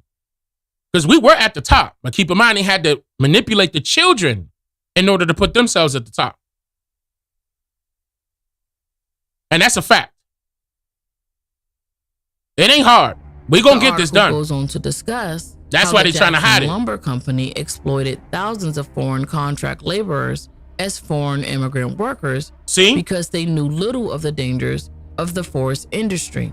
Look how they was living. Hired labor agents such as in the side of the boxcar. They was sleeping in the trains inside of the boxcar. Look at that. They're no bunk beds. This is real. Schwartz and Frank and Miller Company in New York to recruit these immigrants for the Jackson track. Recruiters lied to them about wages, fees for transportation, and concealed its abusive practices. The idea of this type of practice happening from one immigrant to another has been well hidden within American history, to the point that if you look up information about peonage, it consistently reverts back to the false historical information about the slavery of the so-called blacks. If you look up anything on peonage, what she just said, they purposely reverted back to the false historical information about the slavery of the so-called blacks. They're not trying to tell you that they were not in control. They're not trying to show you that. This is the reason why I was telling y'all that history wasn't written by the winners. It was written by the losers, because only a loser will have the audacity to make it seem, to write a story, to produce the story, publish it, and embed it in your mind to make it seem as if they won when they didn't. Because think about it. What war took place? What was this? We're talking about foreigners coming to a foreign territory as former slaves. And the majority of the cases, they came over here to slave again. As you can see, this is not a game. We have been lied to this entire time. What are we going to do about it? Number one, we got to inform our people. We got to inform our people about this stuff right here, because this is deep. We can't let them continue to get away with this. Keep in mind, the indoctrination side of our people is what we fighting against. That part right there is holding us up. Calling each other black, believing this slave stuff, all this stuff is holding us back big time from what we need to be doing.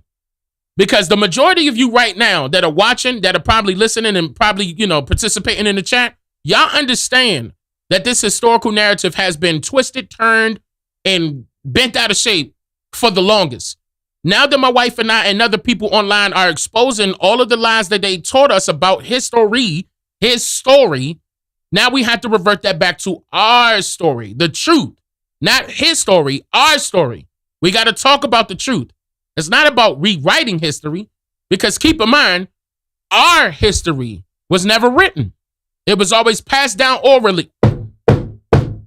Oh my God. Talk! Hold on. Okay. I'm just trying to, hold on. Woo! Okay. They're using me. The ancestors. My ancestors. See, because y'all got to hear that. That's so key. Our brothers are sitting, like, why they lock up Killer Mike? What, for what? Like, did y'all even see that? Why? We got so many things we got to do. All I got to do is sit down with Killer Mike and have a conversation with him. It's over. I'm going to tell you that right now. It's over. Let me sit down with Killer Mike, Kyrie, Kanye. Let me sit down with some brothers that's actually trying to do something for real.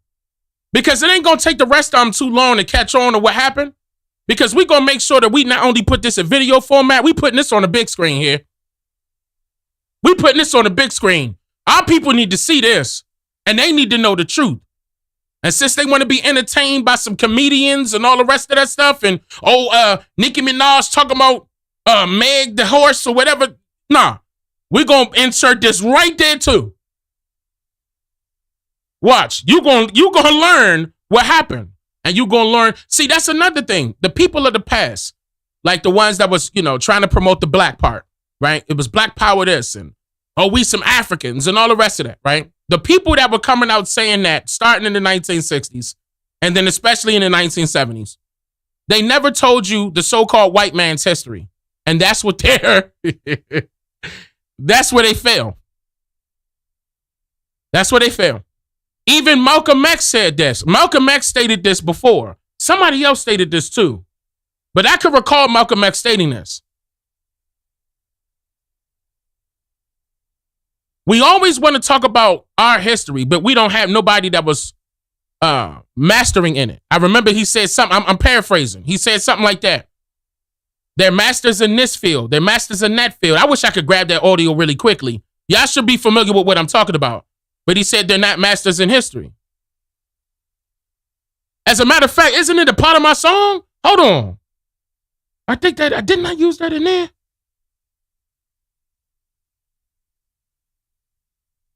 I believe so. I'm give me a second. I'm gonna come back to that. But yeah, that's the whole point. But they didn't, and that's what it was. It just came to me. The brother, not Dick Gregory. What's my brother's name? Steve Coakley. Steve Coakley came out and also said, let me grab that. I know where that's at. I'm about to play that really quickly. All right, hold on. I'm as that's pulling up, I'm gonna finish this one. As that's pulling up, I'm gonna finish this one. Oh, sorry. Also referred to as African Americans. And of course, this is purposely done to keep your mind occupied in the gray area, because most people in America are being labeled on a physical or mental face value using the colors of either white or black, which when you mix together equates to gray. And if you listen closely, the true nature of— Wait a minute. Listen to what she just said. Value using the colors of either white or black, which when you mix together equates to gray. So when you mix black and white, it equals gray. You know how deep that is? Not only from a color perspective, but in the way in the color science and the color theory, is always keeping you in the gray area. When you believe that there is such thing as black people and white people. Because when you mix the two, it equates to gray. They said allegedly Killer Mike got in an altercation with a security guard. Oh, and they lock him up? Where the security guard getting locked up at? Yeah, I mean, he lucky he probably did put him down. I ain't gonna lie. I believe me and Killer Mike the same height. I think he about 6'3". He probably put him down. And the police was probably right there and felt sorry. It was like, come on, we'll just take him to the car. I don't know. I got to look at it. I got to see what's going on. But that's crazy. But shout out to Killer Mike, though. That's a good brother. I'm telling you, if me and him sit down and have a conversation, I'm trying to tell you, he going to want to have more than one conversation. Oh, Killer Mike is short? Oh, damn, he looked tall. I didn't know he was short. I'm 6'3". That's tall? I don't think that's tall. I done seen a few people taller than that. A couple of my bodyguards taller than that. Big 6'7", 6'8". Yeah, hey, dang, you need me to, you know what I'm saying? Oh, man, I'm going to stand right here. I'm right here on this side. You got this side. 6'8", 6'7", you know what I'm saying? They taller than me. I'm still looking up. Like, yeah, I appreciate that. I thought he was tall. I didn't know he was short. I know a couple people, when they see me in person, they I'm like, yeah, man, I thought you were short. I was like, nah. Nah, because you saw me sitting down. But when I stand up, you're going to ask me to sit down. I'm going to be... Yeah, I'm all right. I'm tall. I'm above 6. I'm 6'3". Oh, he about 6'3"? Oh, no, he ain't short. What you mean? Who was that to say he was short then? If he, what you trying to say? You must be, the only reason why you said it is because you must be like 6'8", 6'8", 6'7". Yeah, Killer Mike is 6'3". Yeah, man, what? I knew he looked tall. Nah. Yeah, I was about to say he don't look like a, you know what I'm saying, a short guy. Yeah, it did look like we about the same height. When I looked at him, I was like, nah, we probably about the same height. Yeah. Killer Mike, yeah, about 6 feet though, yeah. Yeah, he big dude. Nah, he's 6 feet. Nah, come on, y'all. Nah, I'm gonna find out when I get in front of him. And if you listen closely, the true nature of things will reveal themselves in the colors. Hold on, let's do this. Let's do this. Black, which when you so mix black and together white equates to gray. Black and white equates to gray. Listen closely, the true nature of things will reveal themselves to you. Like with immigrants from Europe and what they are grouped as. Logically speaking, regardless of the spelling, you can find that there is a much deeper meaning behind the term European, with its true meaning being hidden all of this time through the act of concealing coloration. It's up.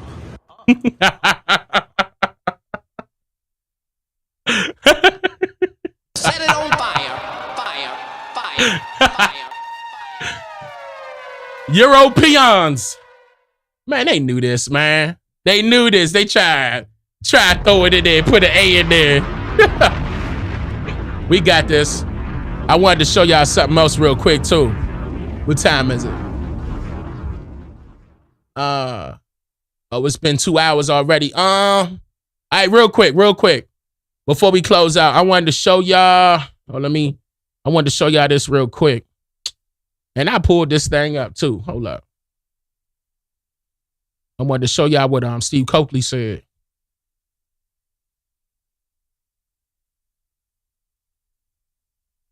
Yeah, right here. Hold on. Let me see. Oh, let me go to just chat while we waiting.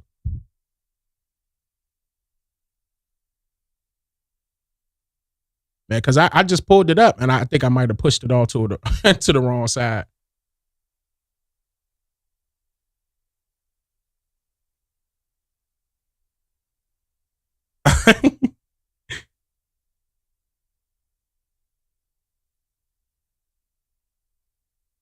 I tell you what, this is what I'm gonna do. Let me grab this. Let me grab that. But I know what I'm gonna do.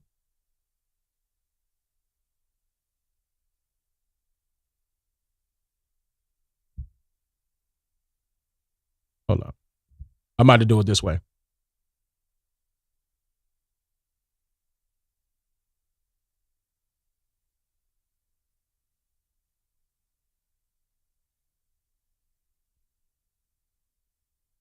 All right, let me do it like this. Let me do it like this. Come on, bro. Real quick.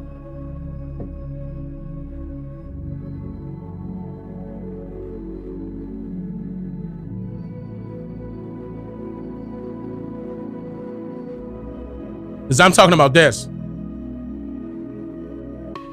This brings up an interesting point. The fraternity of Afrocentricity. Given friggin' degrees in African studies who don't know about the white man. See? What do they teach in the African studies department? He said, giving niggas degrees that don't know shit about the white man. This is Steve Coakley. I'm gonna let it play. Degrees in African studies who don't know about the white man.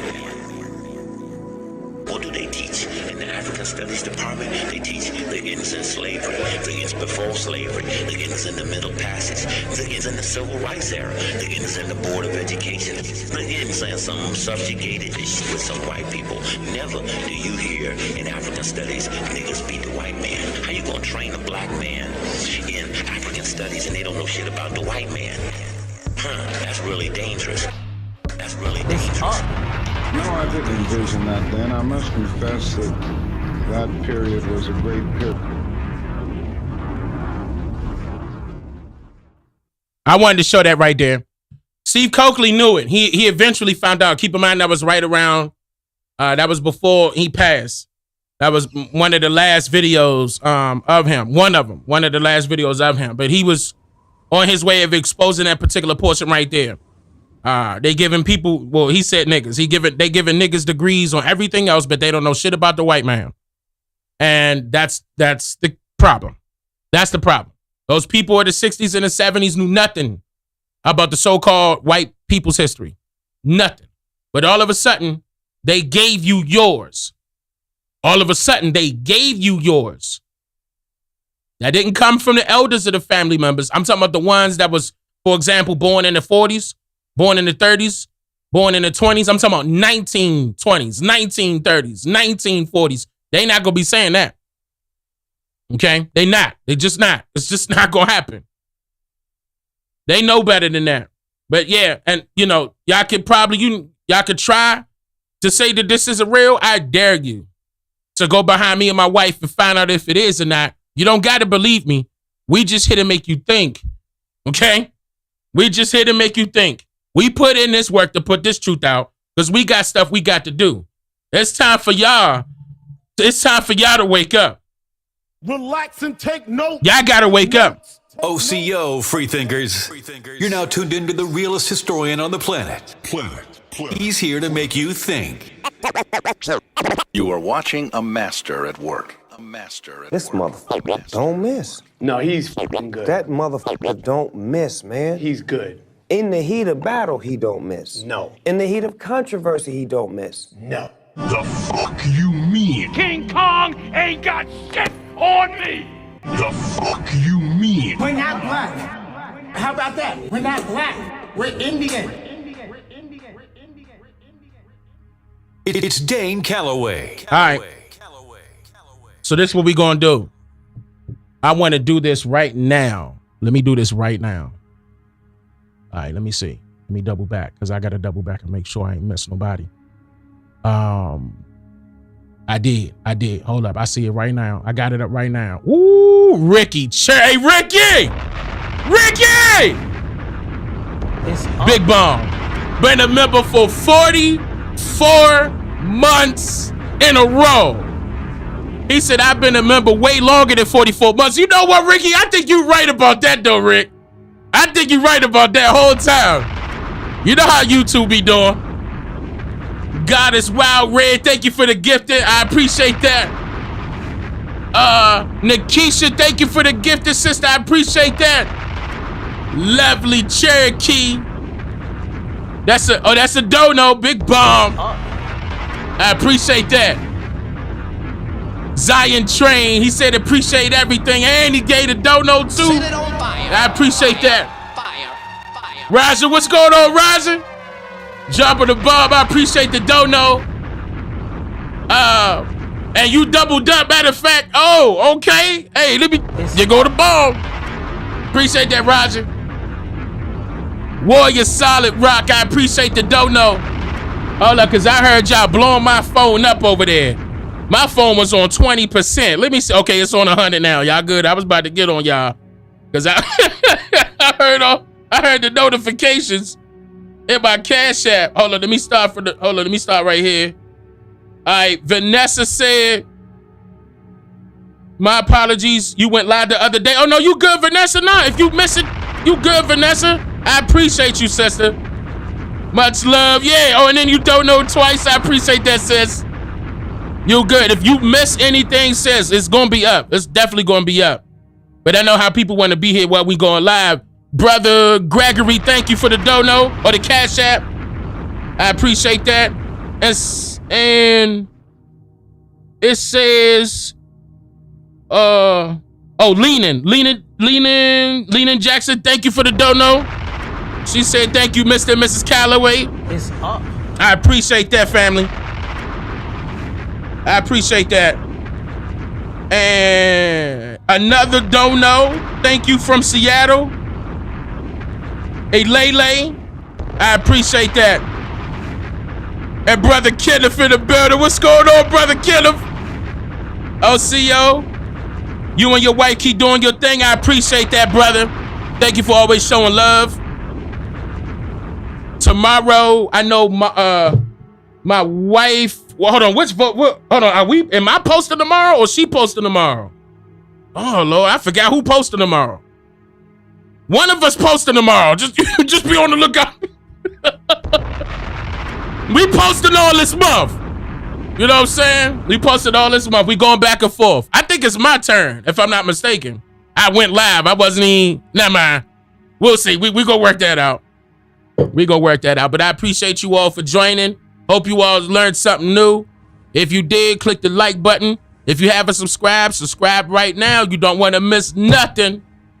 And shout out to you for always being real as you are. As long as you being real with yourself, that's what counts. Fuck them Europeans.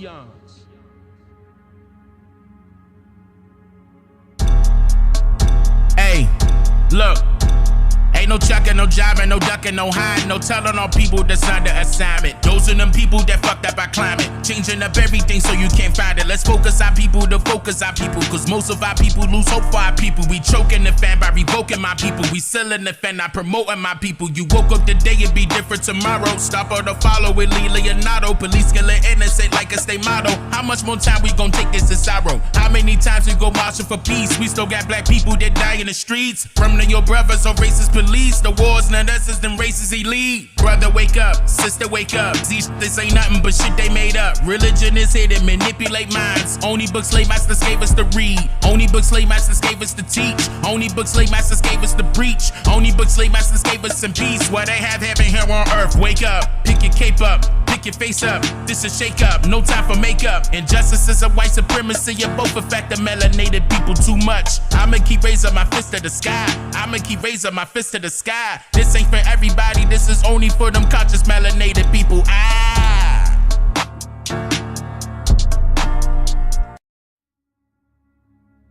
Pharaoh Kid, I see you. Pharaoh Kid, 45 months in a row. Been a member for 45 months in a row. I appreciate that, Pharaoh. Y'all do y'all thing. I'ma see y'all in a second. Y'all gonna see me in a few. Y'all take care. Why though?